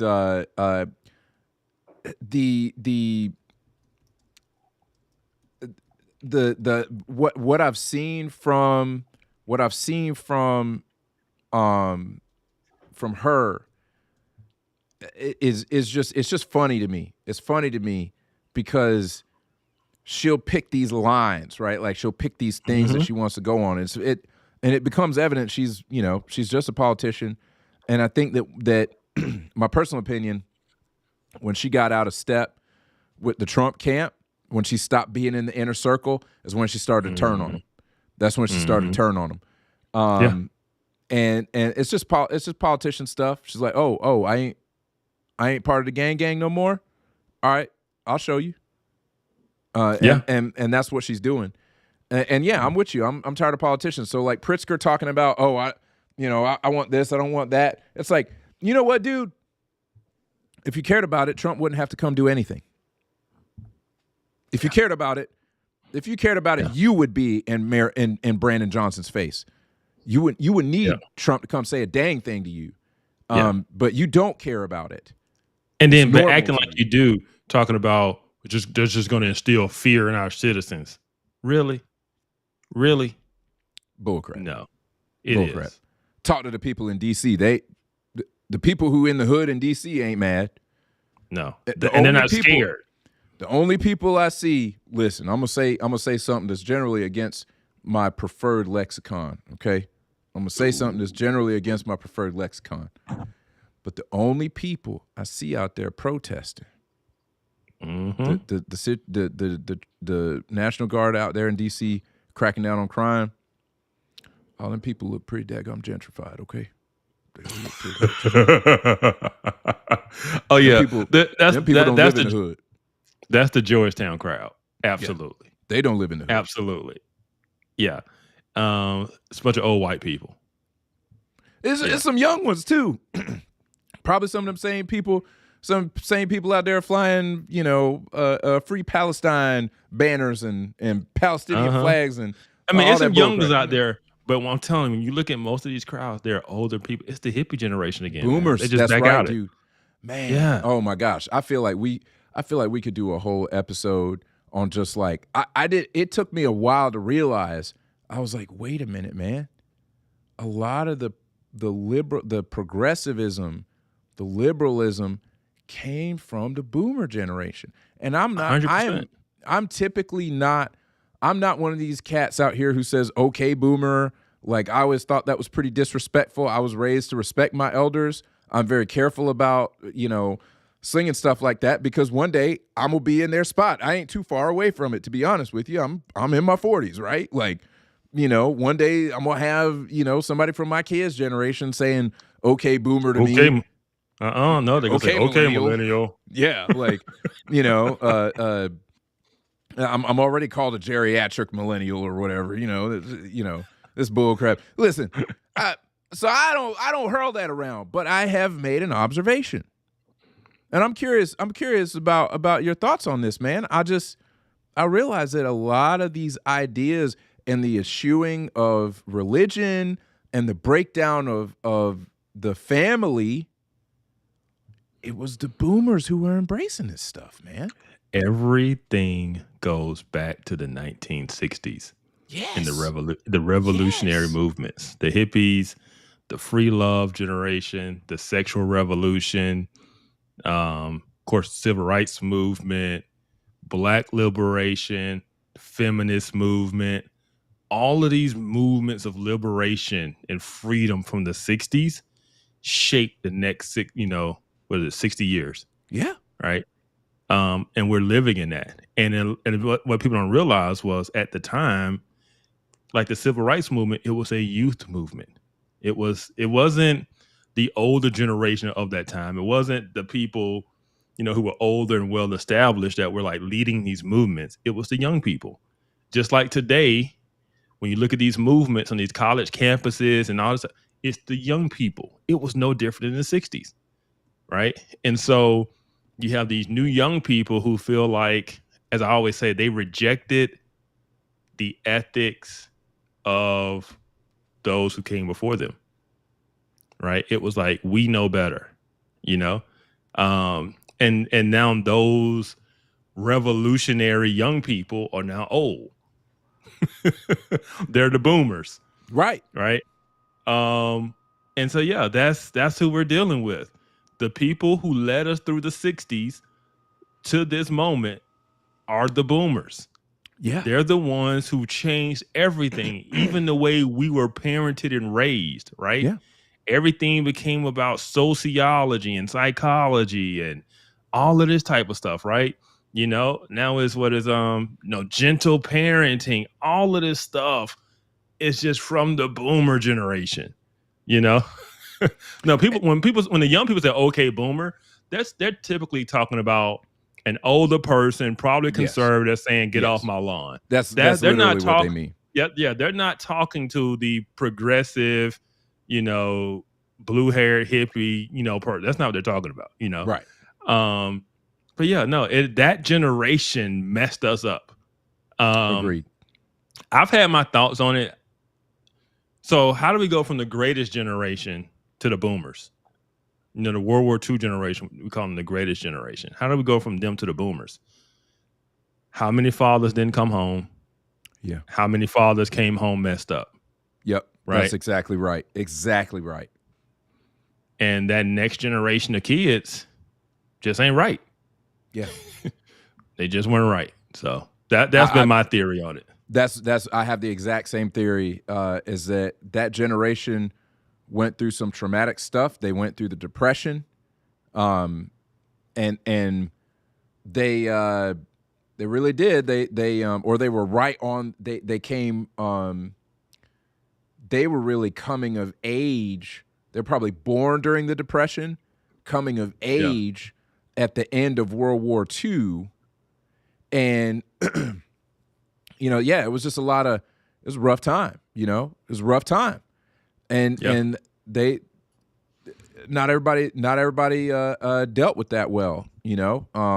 And so I think that what I hear from some folks from the boomer generation is like, hey, like, yeah, my dad didn't talk. Yeah. So my dad only 1946 talked with the belt, you know. 1946 is the first year of boomers. Yep.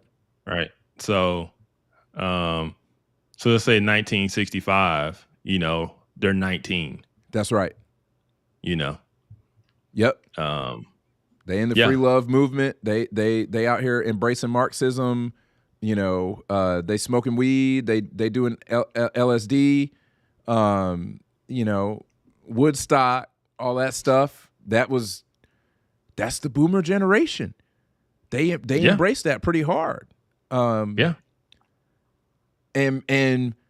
you know, it's interesting to see when I drive around and something's going on politically. You know, I don't. For the most part, I don't see conservatives out protesting. I don't see conservatives out protesting. That is not really the conservative playbook. Right. It's not in the playbook. So like, you know, when I'm out here and I'm not even in ATL proper, I'm in the metro ATL area, but when I see people out there protesting and holding up signs, 8 out of 10 times it's old white people. It's boomers. And they holding up signs and stuff. And it was something that I was like, dude, what? At first I was taken aback. I was kind of shocked. I was like, what y'all doing out here? What? And then I realized, I was like, no. These people are liberals. Yeah. They're from the hippie generation. They're never just this old now. Yeah. Make love, not war. Yeah, it's the same thing. And I realized that.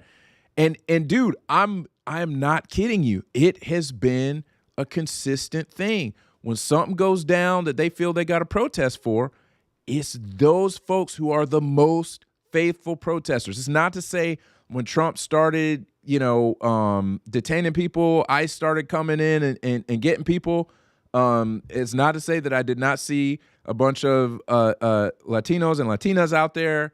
You know, mostly Mexican folks. It's not that I didn't see those folks out there, but like that was like literally 1 out of like 8 times. The other 7 times, gray-haired, white-haired, older white folks out there with signs, anti-Trump signs. Yeah. Or so anti-Trump the boomer generation today is age 61 to 79. Yep, that's right. Yeah. So those in their 60s are the boomers. Yeah. Yeah. There's a lot of them out there holding signs. Yeah. and you see it in the stats. You see it in the voting stats as you got in the last presidential election, 2024 election. You saw as you got older, as the age crept up, it actually skewed more towards Kamala, which that blew me away. I was like, dude, what is going on? What is happening? I did not expect that. But then I realized it's the hippies, man. It is the hippies. But I will say this too. A lot of older traditional Americans, even on the conservative side, were turned off by Trump or bought the lies that Trump was a threat to democracy and you know, stuff like they watch a little bit too much news. Yeah. Yeah, they still watching news. And it's interesting when I talk to some of them and they say certain things, I was like, dang, like you sound exactly like CNN. It's like, oh, because you watching CNN. Oh, okay. Yeah. And I do have a rule. I do not argue with old people. I don't. It's just a respect thing. Yeah. And it's also, especially like older black people, I'm like, they went through something that has shaped their view. Right. I'm not gonna argue with them. I kind of have the same position, you know. You know, I've gotten in some arguments with some older family members, and I eventually came to the position of just like, no, like they actually dealt with real Jim Crow. Like the American side of my family is from the South. They dealt with real Jim Crow. Like I've heard stories of things that my dad, my grandfather, like actually went through. So I understand. I give more grace in that area because they went through some real stuff, right? Yeah. It doesn't mean I agree with them, but I'm with you. Like I'm more careful. I'm just more respectful, and more deferential in the way that I deal with them. And I think that's biblical as well. You can treat older people as fathers and as mothers. And but the younger folks, people my age, I say young now, I'm in my 40s, but like people my age, like, I'm sorry, you're gonna catch these hands because you talking about oppression. You ain't been through nothing. I'm sorry. You ain't been through nothing. Exactly. We ain't been through nothing. So Bob Woodson, if you're not familiar with Bob Woodson, we did an interview with him on Off Code. Bob Woodson, civil rights leader, runs the Woodson Foundation now, where he, dealing with a lot of those issues that we talk about. But he's 88 years old. And so when you talk to him, because he was a full-grown adult going through the 60s, you get a very, very unique perspective. Like I say, he's definitely more on our side of things. But just being able to talk to somebody who went through it and is knowledgeable in it, that was one of my favorite episodes ever, or interviews ever, because I was just listening, let's let him tell the stories.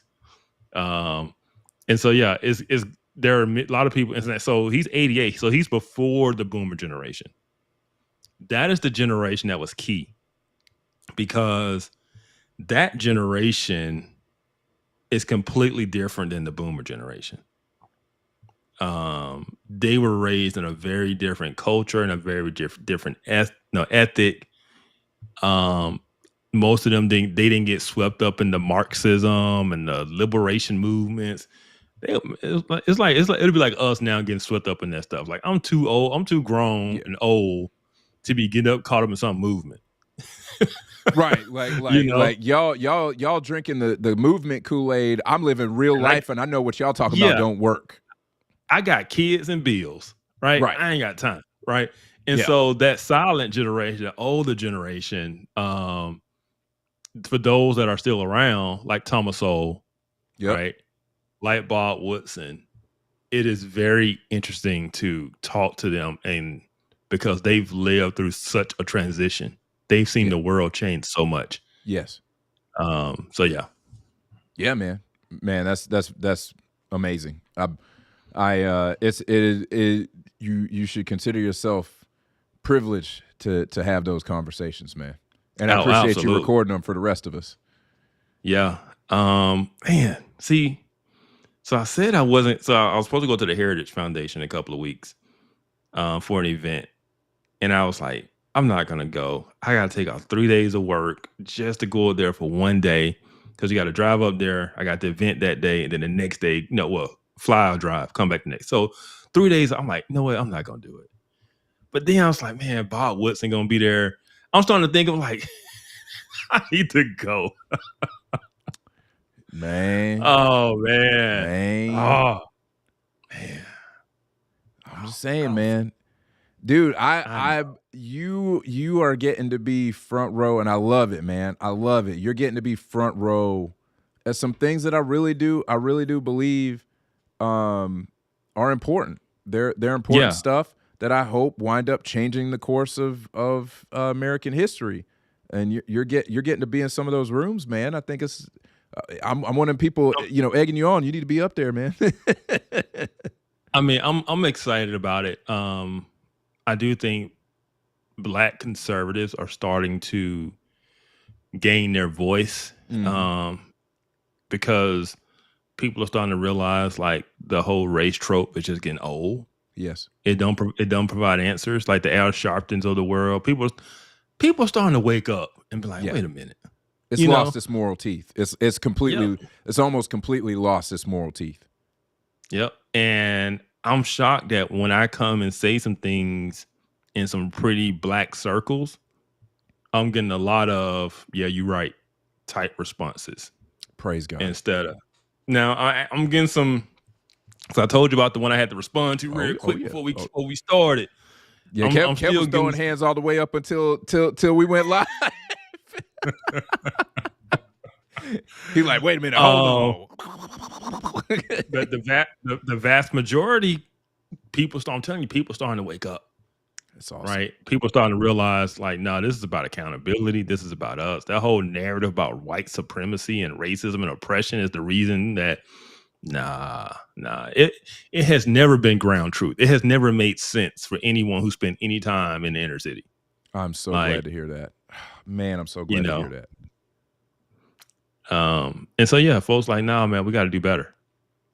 We got to change. Right? And that's what you want. But that's what they don't want. Absolutely. That's because they have that's no the frustrating part. Dude, think about this. Okay, so it's one of the things. Last thing I'll say, because we got a couple other things we got to get to, but like, Kev, like, bro, you better pick one. You better pick one. I know which one I want to talk about. Okay, but last thing I'll say is just like what do they have? What political move do they have? How on earth, if black people decide the race thing's not really, it's not a thing anymore. It's not getting us anywhere. Like, focusing on that ain't getting us anywhere. If that changes, what do they have? What do the progressives have? Nothing. Absolutely none. That's why they're struggling now. Yeah. They lost this last election. They lost their coalition. The coalition of identity politics, and they are struggling to find out how to get it back. Yeah. Orange man bad don't work anymore. Don't work no more. It don't work. Especially they're not desperate because this is why they're desperate, and then why they're in a bad spot. And it's gonna be for a reason that you hate. Trump took the middle. He did. He did. Trump's not far. We've talked about this. Trump is not far right. Trump is He's a not. centrist president. He's Bill Clinton. He's tough on crime. Bill Clinton. Yep. That's what he is. Yep. And so when the Democrats want to, if they wanted to come to the middle, how do their policies differ from Trump? Right. And so that's why they're trying to, like, there's this fight between normalcy in the party and all in, we got to be socialists, we got to be progressive, we got to stand on our principles. And they're like, and I was listening to the Bulwark podcast, and they're more I call the normie Democrats, right? Actually, some of them used to be Republicans, like Bill Kristol, and yeah. Oh, it makes no man, sense. Bill Kristol over there. Okay. Yeah. But they're talking about, like, stop it with the trans stuff and stop it with the pronouns. Like, they're trying to get the crazy ones to stop, like, because you make it. Why are you doubling down on this? And then, like, don't go socialism. Like, these Democrats, socialism America, they're nuts. It's like, yeah, but what else you bring to the table? Like, if it's not far left socialism, what is your ticket? What are you running on? Right. Abortion? Like, I don't know what their message is. And that is where they've messed up. Trump has taken the working class and he's taken the centrist positions on them. And they have nowhere to go other than to go double down on progressivism, which is just highly unpopular. Right. And so they're just caught in a rock and a hard place. I'm not a political strategist, but if I was sitting in a room, I'll be honest, I wouldn't know what to tell them. I mean, I wouldn't know what to tell them. Man, I would say, if I was sitting in that room, I would actually I would start to say, hey, listen, we're actually going to have to take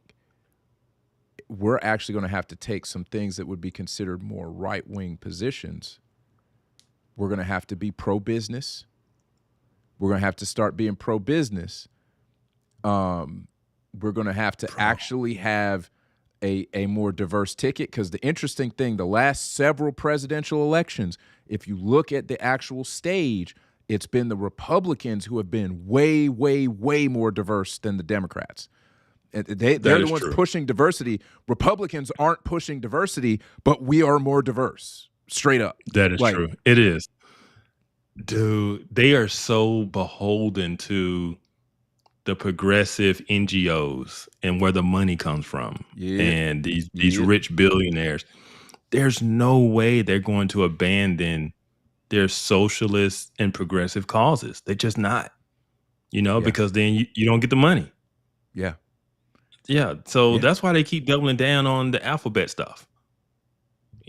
Identity stuff is all they have. I think you're right. The identity stuff is all they've had for a while. They don't have anything that is actually policy and outcome driven, sustainable outcome, right? Not like government propped up outcome. They don't have anything that's not a government propped up outcome or not identity politics to run on or anti-Trump. Like literally their message ever since Trump's been involved their message has been, we hate Trump, orange man bad. And so that's fallen by the wayside. It didn't work. The identity politics thing is not working anymore because I still think that ghetto fatigue is a thing. Ghetto fatigue is a thing. People call it black fatigue. I think it's ghetto fatigue because even black people tired of ghetto folks. So that's a much better term for it. It is ghetto fatigue. Ghetto fatigue is a thing. So orange man bad don't work.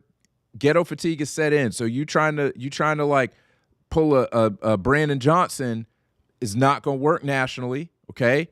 And then like all you got left is the alphabet stuff, and y'all got punched in the mouth on the alphabet stuff last time. Y'all got decked. And socialism. Look at their candidates who are popular right now. Look at Mamdani. Yeah. That's what it is. And you know who Shoe on Shoe on Head? Yeah, that's her name. Podcaster, YouTuber. Shoe on Head is her moniker. I like her because she does have some common sense stuff.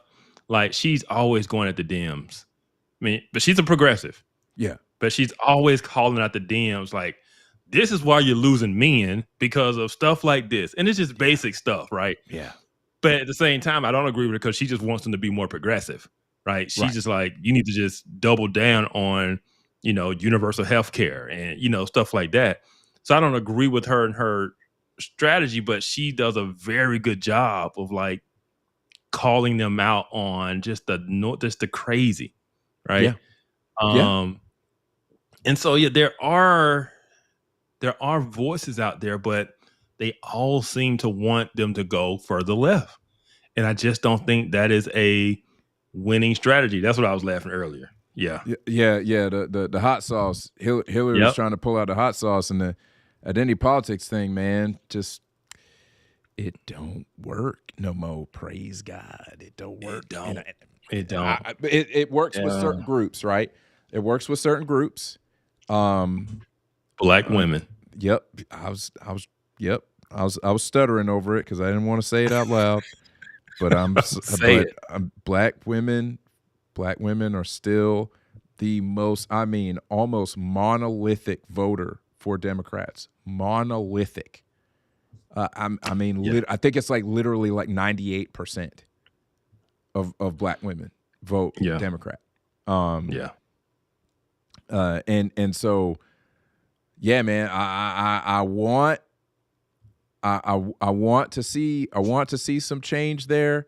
I don't think we see change there until black men start running the House again, and until black men stop caring. Yeah, frankly, until black men stop caring what the matriarchy in the black community thinks. If I'm just gonna put it out there, that's strong. People don't realize how strong the matriarchy is in the black community. Very strong. So I was just at a conference about this.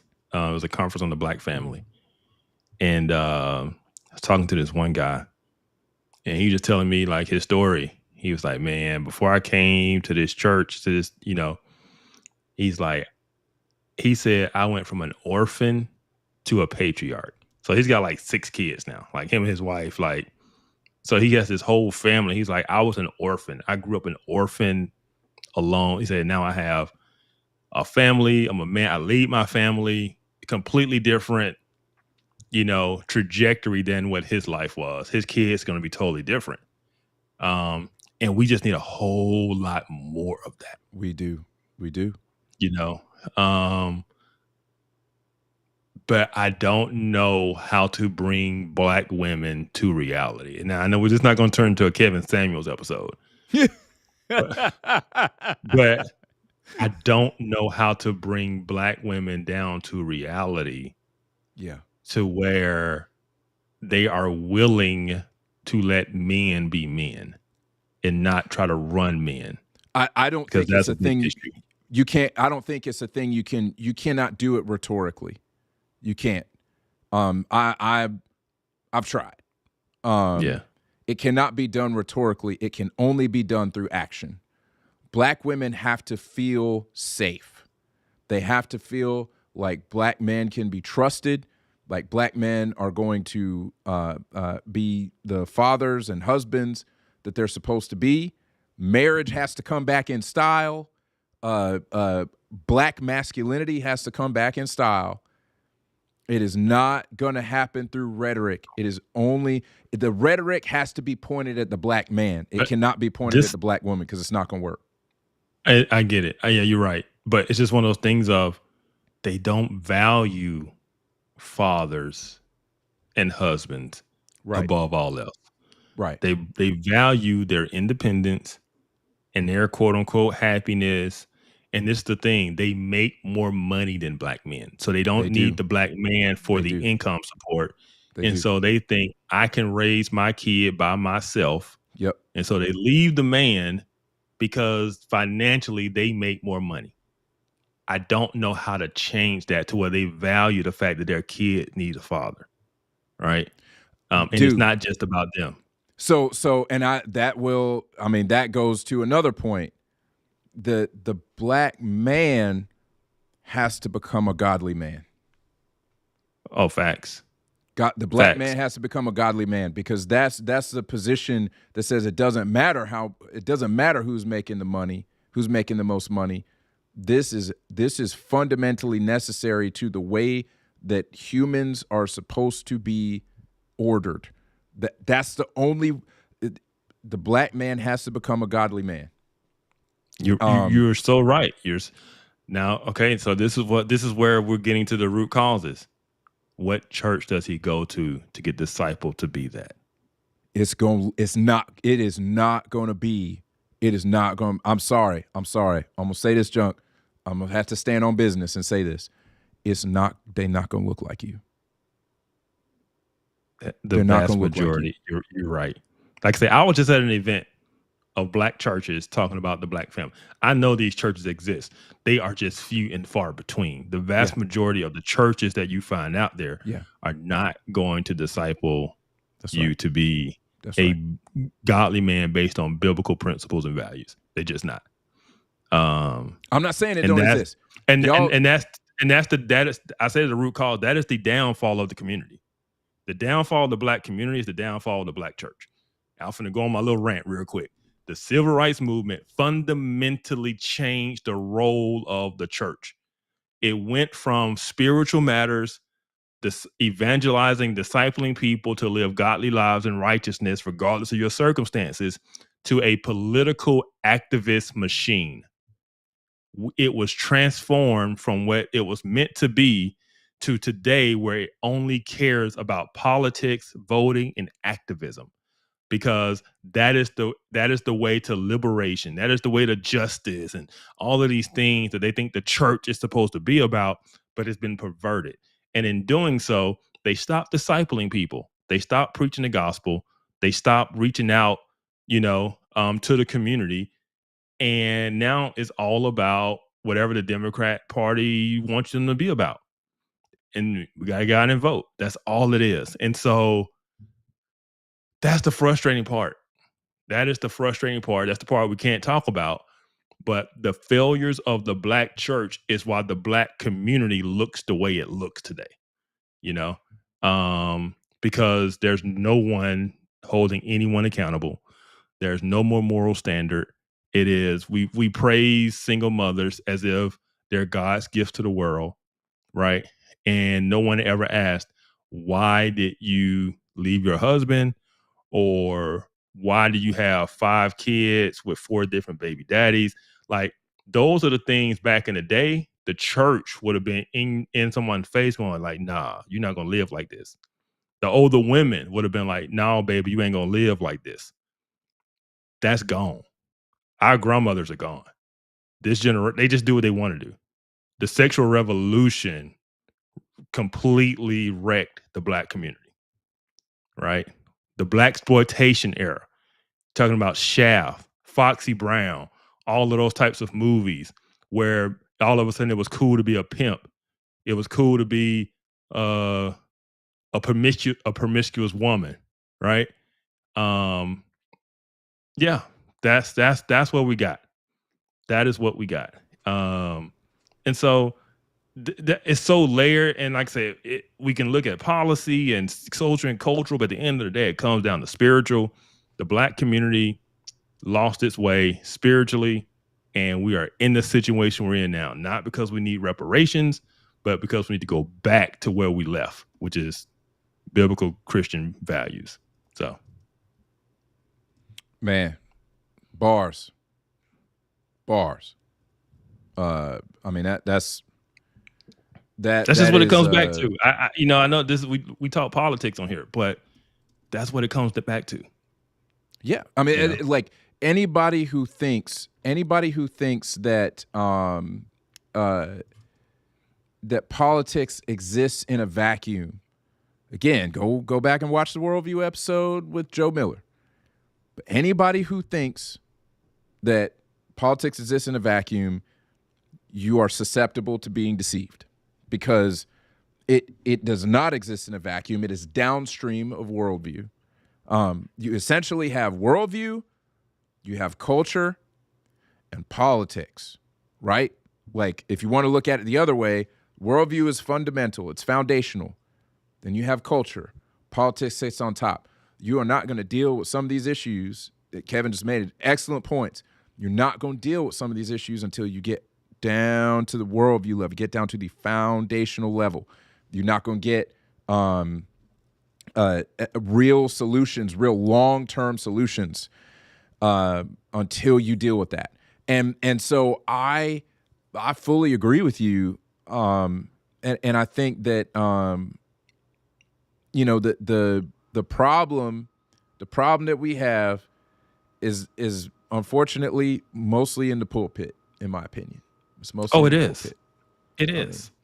And it just gets recycled because these same pastors go to these same progressive liberal seminaries.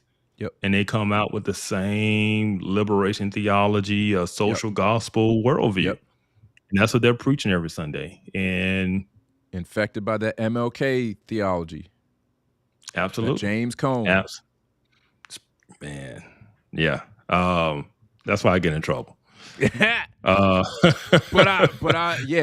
I'm just saying that like I go back to, and I stand on, you do not get the Black woman to move from her position until the Black man says enough.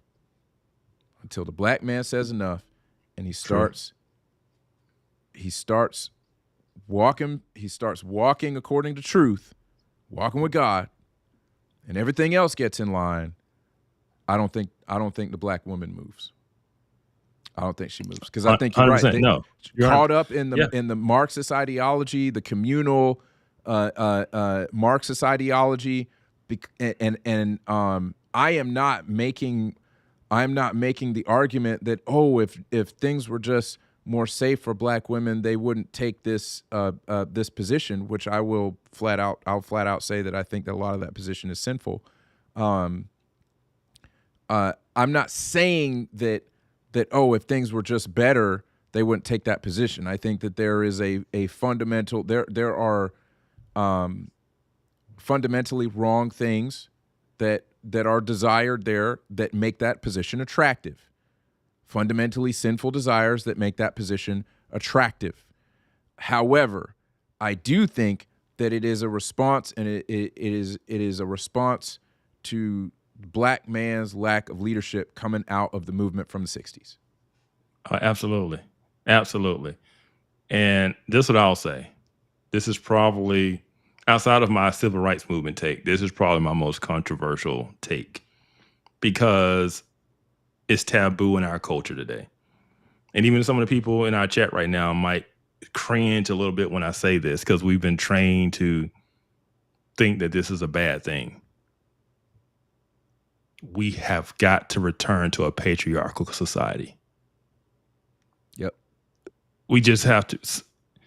Yep. A patriarchal society is just, yeah, it is. And it's just completely different than a society that is matriarchal. And we see where matriarchy gets you, you know? You can, and we can critique patriarchy, right? You can critique and hold men to a higher standard than, let's say, in the past they might have been held to, right? Yes, there were mistakes made. Like I want the audience to understand. We're not saying that mistakes were not made, that sin was not committed. Absolutely it was. But that does not change the creator order. We threw the baby out with the bathwater. We sure did. We did.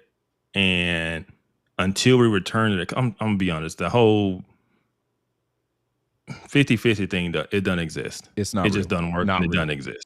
Yeah. On a wide scale thing, that's just somebody's, there are not two presidents in a nation.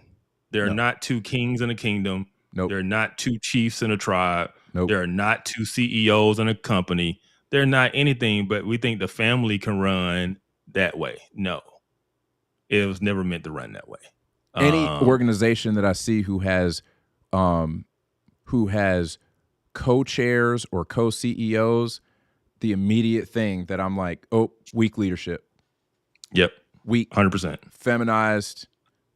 Like, and feminine doesn't necessarily mean weak. Feminine means that it has gone communal and they have a problem establishing hierarchy. They have a problem accepting hierarchy. Yeah.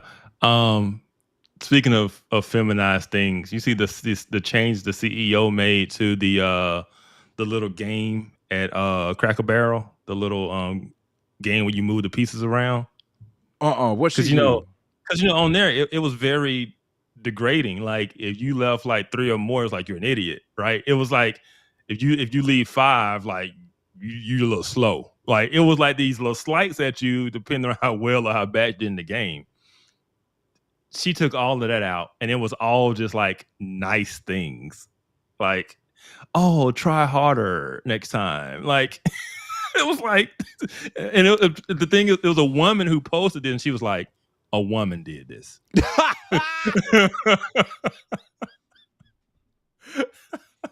And I was like, yeah, because it was like, I was like, nobody's feelings gets hurt, you know. That's right.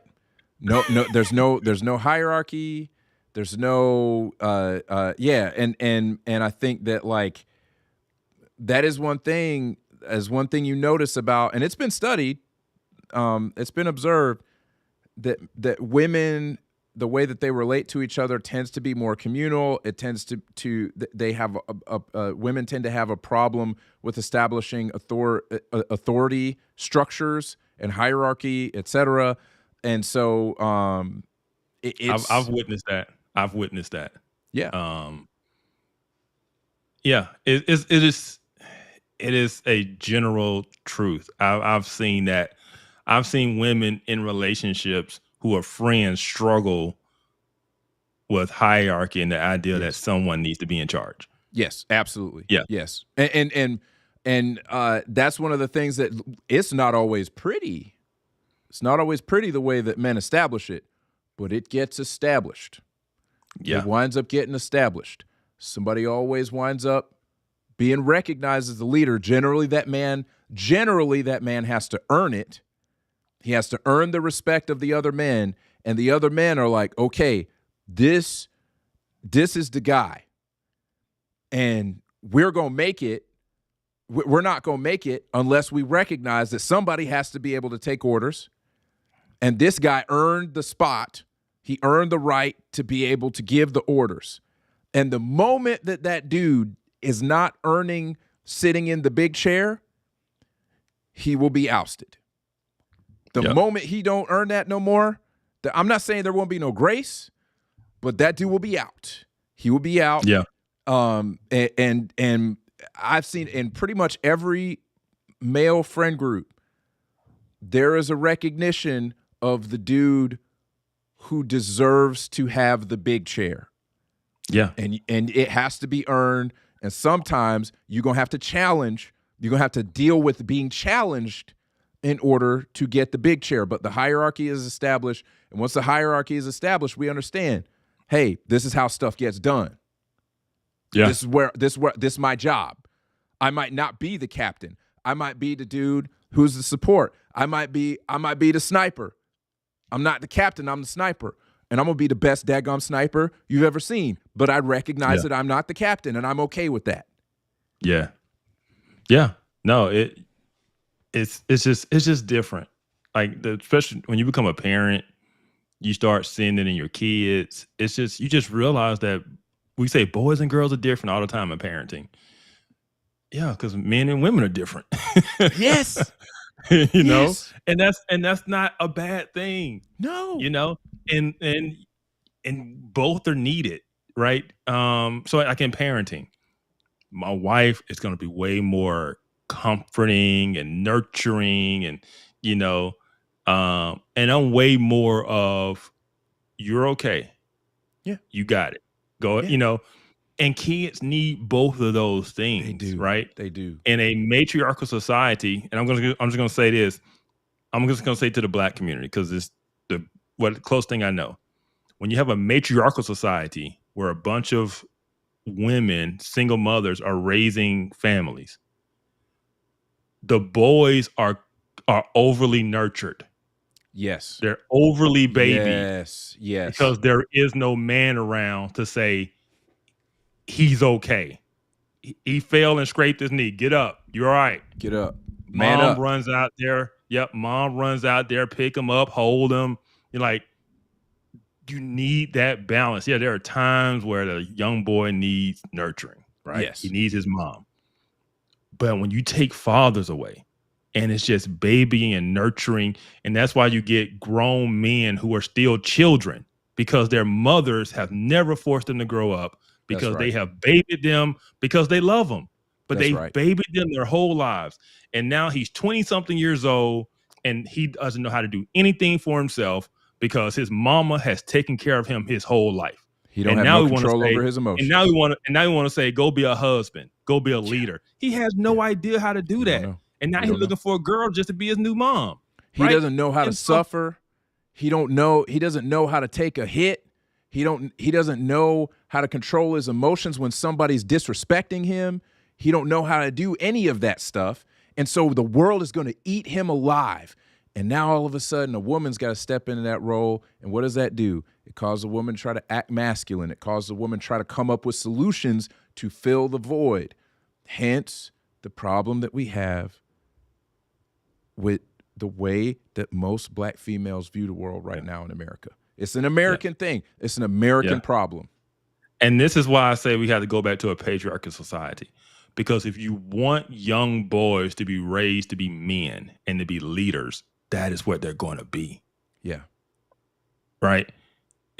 There's no raising a young boy to be a co-leader. No. No, you have to raise them to be a leader. You have to raise them to be responsible. You have to raise them to learn to suffer for others. Yes. Right? That is what leadership is. It's selfless leadership. Yes. And when you raise them like that, there isn't going to be a matriarchal, co-leader, egalitarian relationship or society. No. It just isn't. Nope. You know, just like you want when the danger comes, you want that young man to get everyone to safety and the charge towards the problem. Yes. Right. there's a certain responsibility that comes with that. And with that responsibility, if someone's willing to take it on, there is no co-leadership. It's kind of like it's kind of like a business, right? Yep. If I'm taking all the risk to start the business, I'm going to own the business. That's right. Right. That's right. If a man is taking the responsibility of safety and provide and all these types of things, he also ain't gonna co-lead. Nope. Right. That's just not how it's gonna go. Nope. And so if we raise strong men and we stop saying masculinity is bad, you're going to end up with a patriarchal. It's just a result of strong men. Correct. Right. If you want a matriarchal or egalitarian society, keep raising weak men. Yep. You know, that's all I can say. Keep raising weak men. And I know that a lot of women are starting, because you're seeing it. Do you even see? I mean, like, a lot of people like, a lot of people like to talk junk and basically say that, white liberal women are our biggest problem, right? A lot of people like to say that. They like to joke that. But I'm seeing a lot of white women basically say like, hey, like this whole feminism thing ain't working out. Like, I don't want that life. I don't want to work in a corporate job. Like, yeah, who fought for us to go to work? Right. Yeah.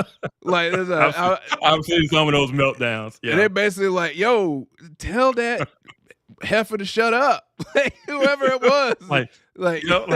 I'll stay home. I'll take care of the kids. I'll take care of the house. Like, yeah, like being in that cubicle 8 hours a day or whatever, or up on your feet 8-9 hours a day or that whatever job, it ain't glamorous. No, it's not glamorous.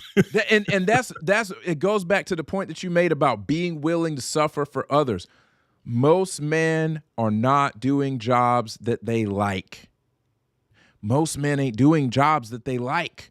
They're doing jobs because that's what you're supposed to do. And I think that trap laugh. But I'm saying Antoine, he's talking about a huge thing. I absolutely 100% agree that the reason that you got a lot of young dudes going towards Islam, and chasing after dudes like Tate, Andrew Tate, that is because, and they out here watching Fresh and Fit. Okay, they're going after the red pill stuff, and a lot of these, I can't stand those dudes, man. Oh my goodness, man. Like, the reason they're going after that is because they've not just seen one generation of men. They've literally seen 3 generations of men. 3 generations of men basically abdicate their role. Yeah. The boomers, Gen X, and millennials, all 3 of those generations of men have been soft. We have not given them strong role models and a picture of masculinity to look up to. We just haven't. Right. And then, like Obama, with the whole Kamala Harris thing, addressing the brothers. Oh, man. Dressing them down. Yeah. And it didn't go well. It did not go well. It did. And I appreciate the young guys. There's a lot of people on social media, because my first reaction, because I'm like, man, who you talking to? Right. I know you the former president, bro, Yeah. but watch your tone. Yeah. And here's my other thing, okay? Here's my other thing. We talked about a dude who in the chair earns the spot in the chair. He's got to be willing to accept the challenge to why he in the chair, right? You can't be, I'm sorry, man, you can't be no skinny dude like Barack Obama up there telling everybody what for, man. You can't be up there telling everybody what, like you can't do that. Like, I recognize that if I'm gonna get up there and I'm gonna challenge all the men in the room that y'all ain't doing right. Now, I'm not saying that might makes right, okay? I'm not saying that. Just don't hear what I'm not saying. But I know what you're saying. But I know what you're saying. You gotta be a man. You gotta be a man. So I used to go back and forth on X with this one feminist. And it was cordial. She would get mad at me sometimes and use profanity, but I never returned it, because I knew where she was coming from. There's but a one code. of the things I was There's trying, a code. one of the things I was trying to get her to understand is that the only reason that she's able to be this feminist, right, in this society is because basically men have created a society where she's allowed to do that, right? And this is the thing. I was trying to get her to understand. You must have good men who are willing to do violence on behalf of others. That is what is just so lost with a lot of women. They don't understand that violence is needed. When you call the cops, they're coming with the potential to do violence. If someone breaks in your home and you have a husband, you want a husband who is capable of violence, right? You must have good men who are capable of violence to keep bad men astray, right?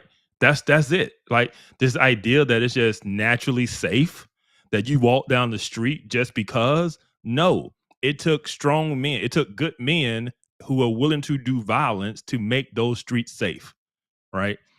And what we're saying is we need more good men who are willing to do violence. Because that is what keeps a society strong and a society safe, is what keeps a home and a family safe, right?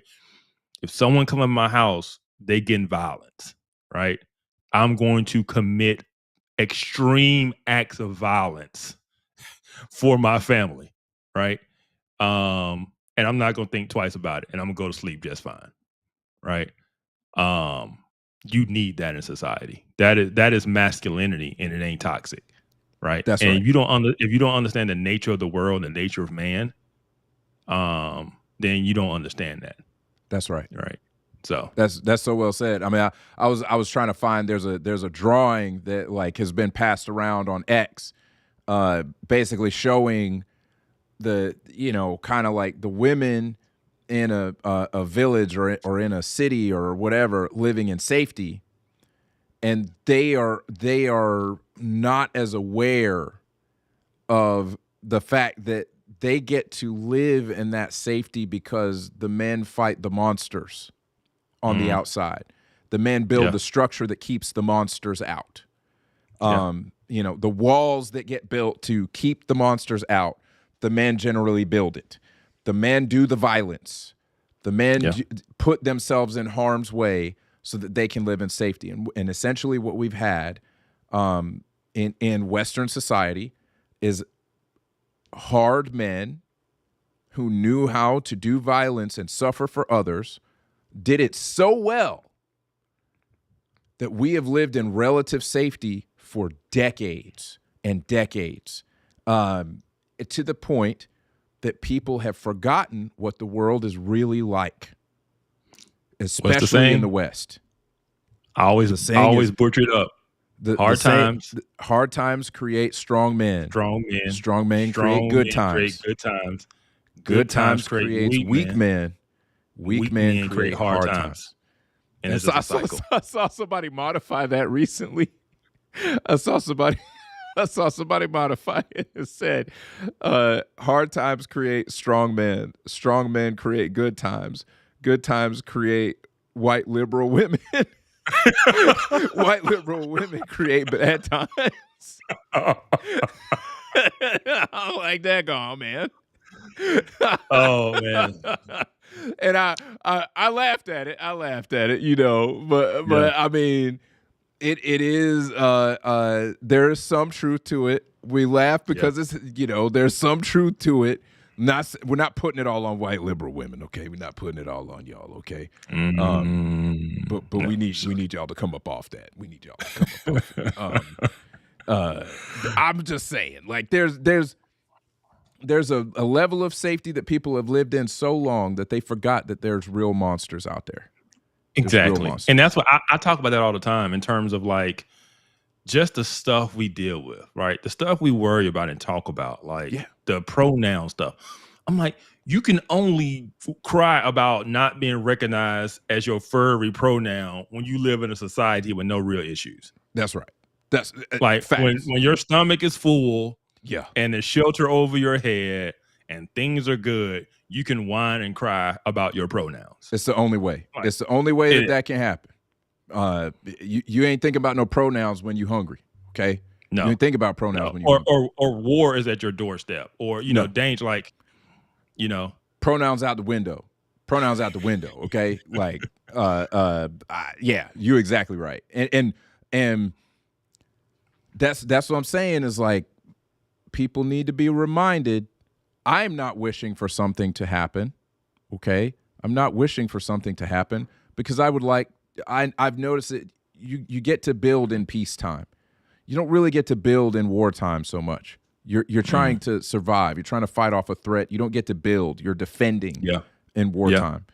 Yeah. And I would like to get to build, but I also recognize that something has to happen, whether that's men stepping up, and that's what I prefer to happen, men stepping up. People have to realize that there's real evil out there, and men have to fight it. Yeah. Men first of all have to realize that. I mean, seriously, we cannot let the Andrew Tates of the world and the Fresh and Fits of the world have the patent on masculinity. And so I would say you got to have some dudes. I would say, to your credit, when we started this, you talked about how you had a desire to cater this show to young men because you saw that need to counter some of that bad stuff that's out there, and we hadn't exactly done that, but like I said, you understood the need for it. Not to it's kind of on topic, kind of not on topic, but I thought about this, the whole furry and pronoun stuff. Yeah. Have you heard the rumor as to why we have those things now? No. Because, and it's like, not saying that this is a good thing, or forget. The theory is that we have those things now because we took bullies away. Oh, yes, I have heard that. Back in the day, bullies would kind of fix that stuff, right? All of a sudden, you wouldn't do it anymore because it was cool. It was lame, and you got punched and you got beat up for it, right? Yeah. We created a society where we took bullies away. We said bullying is bad, right? The kid doesn't get beat up and his lunch money taken anymore for being a furry. And now we just got a lot of furries. Dude, I will say, because I was bullied. I was bullied in school. It was brutal, man. They did all kind of stuff to me, man. I'd get punched in the stomach, and I wasn't running around acting like a furry or anything. You're just smart. Yeah, I was smart, and that wasn't. How dare you make good grades? Right, like being smart wasn't cool, and so they basically, man, like get my backpacks thrown in the trash. Back up on the screen, the last one. Say which one? Pit Dunn, Trap the Dunn, his last comment. Bring the draft back. Boom. That's right. That's all right. of a sudden. That's right. Guarantee you, he, him pronouns gonna go away if they ain't real so fast. So fast. You wanna invent faster than light travel? See how fast them pronouns exit bios. I mean, if you ain't a real man and that draft say that start though. up, You say that though, they might go the other way. Like, man, I'm finna put some she, her pronouns in my bio. But then you also it is fitting because now you're showing, you're not, where your manhood is. Yeah. So your he hims ain't strong. But that, I mean, but I'm just saying, man, that I will say the bully made sure kind of that you wouldn't just out here getting coddled for that junk, man. There are certain regulators in society. And when you take those regulators out, you just don't know what you're gonna get. That's the theory behind it. And I will say, I do not 100% agree with the CEO of the Babylon Bee when he says that we have some of these problems in the world because stupid ideas are not sufficiently mocked. I don't 100% agree, but I like 50%, maybe 70% agree. Some stuff that's just like, wait. Why is this even a conversation? How are we even talking about this? Like, the pronoun thing came up, and I was like, I'm sitting here looking around like, what, are we really are we talking about this? Like, I'll be honest, like I say real? certain things to my wife, like that guys would say or something, and she's just like shocked, like, how are y'all still friends? Or like, oh yeah, women could dude. never, Guys chat. Yeah. No, you better. No, man. Guys chat. With some of the stuff we say to each other in the guys chat, like women. I don't know that women that they don't talk to each other like that. They don't talk to each other like that. Like one of my favorite memes in the world. One of my favorite memes in the world is like the difference between how men and women talk to each other. And at the know top, where you're going. it's got the woman who's asking, "Am I fat?" And like the other women are like, exactly "No, you're beautiful." You're beautiful. And like, you know, all that stuff. And they got the masks on. And it's like down there, you know, you got the one dude asking the other dude, like, "Hey, bro, am I fat?" And he's like, "Bro, I have 5 fat friends and you're 4 of them." Yes. I'm like, and like I put that meme in the guys chat, and all of them were like, "That's exactly right, and don't ever do anything any different." Yep. That's how we talk to each other. It is. That's real world. The exact meme I was thinking about, because it just shows the difference. Because I was showing it to my wife, and she's like, "Oh my goodness, no, we could never. I would never. Could never." And man, we're just different. Different. Like, dude, if I guarantee you right now, if one of the dudes in the group even asked that question, honestly, even if he wasn't fat, just because he asked the question, we would say he was. or just to be like non-PC when they started that whole like don't call things gay campaign thing. Oh You yeah, think that really worked? No. No. It's like, let me ratchet up. yeah, you know,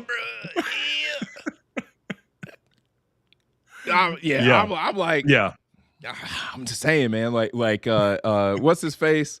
The African dude. The African dude who he's famous now. It's like Simon something. Oh, the guy with the face. Just does the reactions. Yeah. Okay, yeah. Yeah, man. Like that meme gets thrown out. I mean, yeah. Oh, you talking about the why you gay? Yeah, that guy. Yes. Yeah. Yes, that meme. Yes. Yes. Yes, that interview was hilarious. Yes. So who is gay? You know, so like, you know, so that, I mean, and it's kind of funny because I like, you know, I've known some gay people in the past who would basically be like, you know, they would laugh at some of that stuff, you know. Yeah. But like, the whole thing is there's accountability. There's accountability. And that's the thing that has to be there. And anytime I see a dude who ain't willing, I can't put that on the daggone screen. We need to get shadow banned. We already shadow banned. But that interview is just hilarious because that's exactly how that interview went. Yeah. And then the African accents just made it so funny. It brought the level of humor up, like all the way to the top. It's incredible. Like, yeah. Oh my goodness. But like, I'm just saying, like, I mean, if you around a bunch of other guys who are healthy in their masculinity, and you not stepping up as a man, the way that we're gonna lovingly say that to you,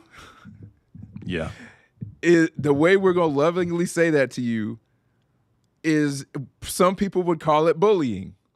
Yeah. Some people would call it that. But like, I know, man, there are times that I've been in trouble, that same guys chat. If those dudes know I'm in trouble, every one of them dudes would take a bullet for me, man. Every one of them dudes. Absolutely. Every one of them. They will But at the call same me time- gay 5 times on Tuesday, but on Wednesday, if I'm in trouble, them dudes are gonna pull up. They're gonna come in mob deep. Yeah. Have you seen the video of the woman that's amazed by pickup basketball? Oh yeah, so it's this woman. She's like, ladies, I don't know if y'all know what pickup basketball, but it's the craziest thing ever. She's like, they show up and they just like with no paper or anything, and they just like know who's on what team. And they just like, hey, you got next, or you got and then like some kind of magical way it just works out. And then the team that loses automatically volunteers to get off the court. And like nobody has to make them. And she's like, this is just, it's chaos and it's crazy. How do y'all function like this? And it's like, what? It makes perfect sense to us. These are the rules. Everybody abides by the rules, and that's just how it is. And then she was like, but do you even know your teammates? Like, nah. It's blue shoes, red shirt. Yep. Yeah, like that's all it is.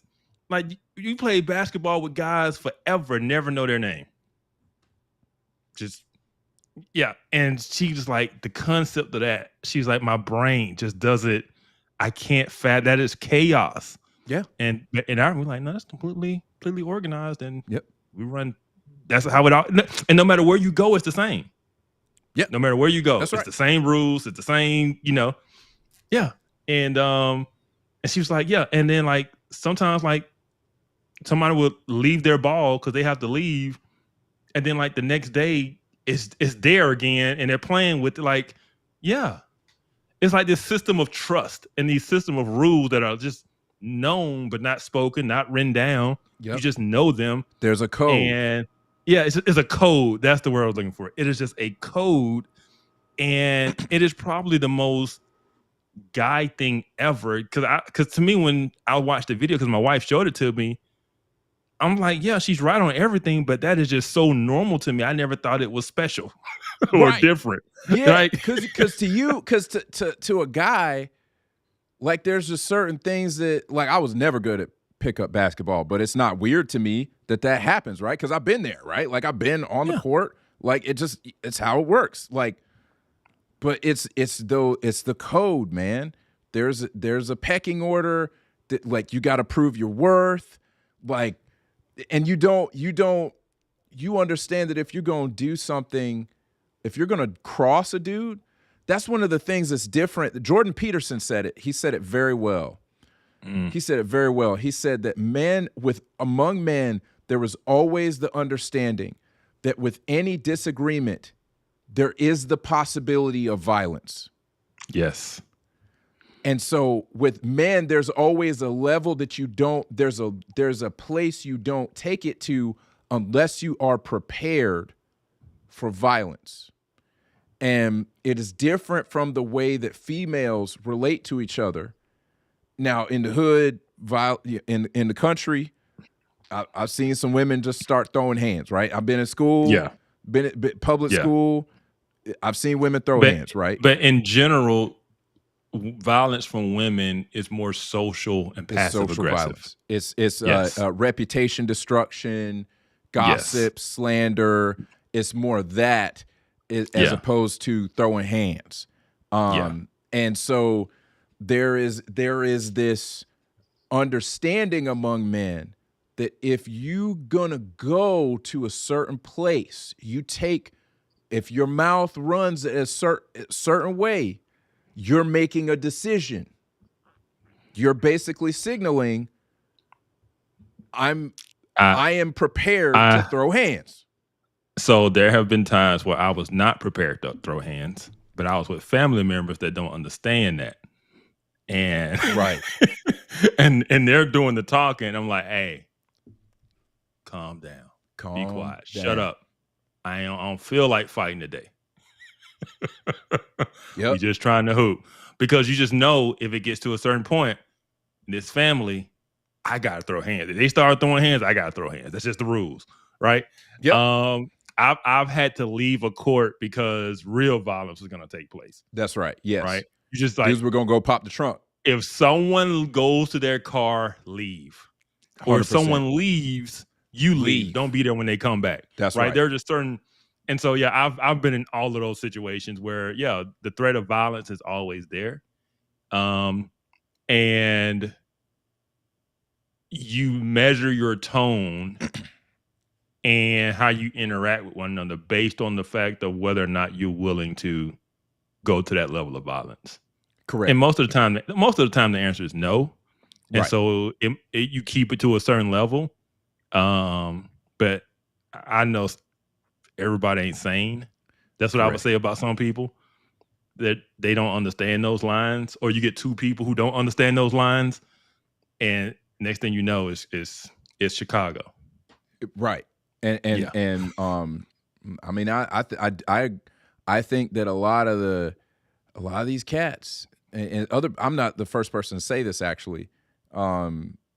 It didn't occur to me until I heard somebody else say it, but a lot of these guys probably didn't grow up. They probably didn't grow up with their dad around there to teach them how to handle It's not a things like a problem. man. I would say this: in the inner city, the dudes that were the hardest, there was always this understanding that we say, yeah, that dude crazy. Yeah. There was some level of just, he ain't right. Yeah. He ain't right. And you knew. And the dude, you just knew. You don't mess with him. You don't mess with that dude. Yeah, don't. That dude, he ain't right. Yeah. You know. And you had some guys that would jaw. They would talk a big game, like they were prepared to throw hands, and they were always jawing and trying to puff the chest out. But you kind of knew, it was like, nah, man, if that dude ever actually gets in a fight, he's gonna get knocked out. Well, like, some people run their mouth and play tough because they got a gun, and that's what you have to be careful of. You have to be careful of the dude that's not gonna fight you. He's just gonna shoot you. He's gonna shoot you. Yeah. But yeah, man, we have gone off the rails. We have gone off the rails, and but we do not have time for another. We don't. Segment. We do not. I think the only thing that I want to show, is one of the most hilarious things that I have seen since Robert Downey Jr. in Tropic Thunder. Tropic Thunder. We got to show this, man. We got to show this. Okay. Let's go.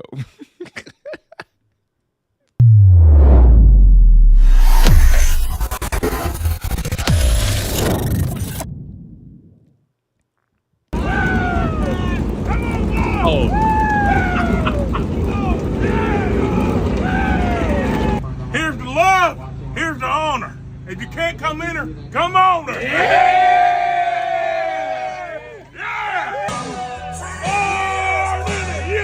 Pause it. Just pause it. No, I need to give context because I don't think people know. So for those who don't know, this is Drewski. Drewski's a comedian that does skits. This is a black dude. This is a black dude in whiteface. And when I say that this is the equivalent of Robert Downey Jr. in Tropic Thunder, it is the equivalent of Robert Downey Jr. in Tropic Thunder. You didn't know that it was going to happen this way, but he did it, man. Yeah, so for those who don't know, this dude is a black dude. So that's what makes this hilarious. Go ahead. Born in the USA. Hey, Suanna. She's not listening. Hey, come up. You need to listen to your nana. Go ahead, baby. 6 o'clock. Girl, you crazy now.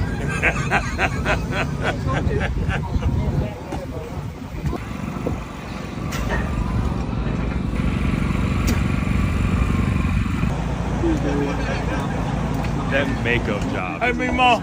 Incredible. How you doing, baby? How you doing, baby? You good? All right, now.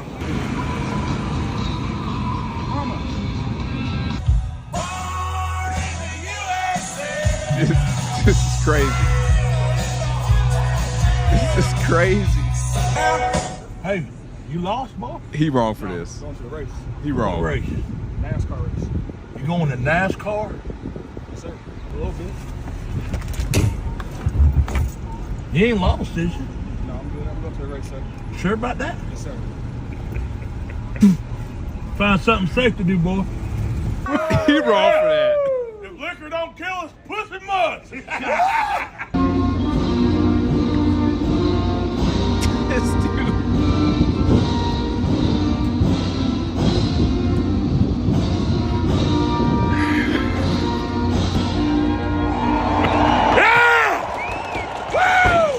Bring on the troops, baby! Oh, that fucker will go. I think. Dan Arthur. Randy Van Devin. Dan Arthur. That Oh, is South Dakota, wild, yeah. man. Yeah. He had everybody. Damn right. Proud to be American. He had everybody fooled. He had That everybody is one of fooled. the best makeup jobs I've ever seen. Ever. The tattoos, the farmer's tan, like that's a black dude. I mean, Robert Downey Jr. is somewhere right now, like, hey. So Theo You did Vaughn has been challenged that he needs to respond to this. No. Yeah. Oh no. Yep. And I wrote on that, I was like, hey, as a black man, I give you a blackface cancel free pass. Like you get one to respond to this. You get a hall pass. Yes. Dude, The I mean, it was sunburn flawless, crazy man. though. Yes. It was makeup flawless. job. Yeah. The sunburn. I mean, Antoine, you right, man. The sunburn was crazy. The sunburn was crazy. The farmer's tan sunburn was crazy. And then he was sitting with that girl that laid on his lap, like that was his boo. That old grandma on his lap. Oh man. I bet you they had no clue. You want to talk about just a different level. I mean, it's kind of like Sacha Baron Cohen level, you know what I'm saying? Yeah. Like, you know, Barat level. I mean, that's wow. I mean, he combined Robert Downey Jr. Tropic Thunder with Barat level, like, you know, trolling. I mean, just and insane. then to go to a NASCAR event, dude. Yes. Yeah. Yes. I mean, it's also somewhere Sacha Baron Cohen is like, you the man. you are him. Yeah. Yeah, man. Oh, well, man. I know we're out of time here. I wanted to give you a chance to give a plug for the conference coming up. Okay, yeah. So for those who don't know, the Center for Biblical Unity, who I work for, we are having our first conference. This conference is going to be in Birmingham, Alabama, October 23rd through the 25th. And it is a conference on biblical views on justice in society. So there's a lot of confusion on what that is in terms of like social justice. And so, yeah, we're going to tackle some really challenging issues. It's going to be at Urban Hope, which is in the inner city. But it's going to be a good time. And so, yeah, we're really looking forward to it. So registration is open. So if you're in the area, you're going to be in the area. I know Matt and Katie have already registered. They're going to be there. It's going to be a good time. It's going to be fun. And so, yeah, sign up, come hang out with us, and just come support the conference. Amen. Glad you're doing it, man. Glad you're doing that. Yeah. No, I'm looking forward to it. I'm really excited about it. We've been talking about doing a national conference, and then someone reached out to us about, hey, we want to do a conference like for y'all, with y'all. We'll do all the lead work, and you guys provide the speakers and all the content. We was like, okay, we're there. And so it's gonna be a good time. We're gonna tackle some really good topics. So I'm excited for it. That's awesome. Yeah. Doing good work, man. Doing good work. Appreciate it. Yeah. Oh, Well, man. So final thoughts, man. Final thoughts. Man, I think that we covered a lot of stuff tonight. Man, did not expect this show to go the way it went. Neither did I. There were some things we had to, just one thing leads to another. Give him out some cookies, gonna want some milk. We had to talk about certain things. But I will say that is I'll take my last moment to say that the issue of young men looking for real models of masculinity is a dire need. Men, godly men, young men desperately need you to step up and to stop being afraid to be a man, to stop being afraid to exhibit godly manhood in your home, in your church, in your place of work, community, in your community. It is desperately needed because we do not want these young men to be susceptible to the kind of men that can bring hard times. The Tates of the world are not our friends. They're not it. And I'll say this: Tate, Fresh and Fit. I will say because they do not value and respect women. They do not. That is the problem, right? Masculinity of being a man does not mean downplaying, using, emotionally abusing, manipulating women. That Correct. It just doesn't. So that's not manhood.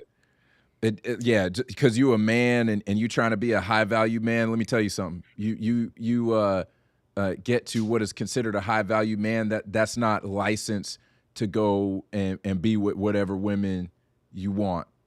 Or to traffic them, or to traffic them for your own,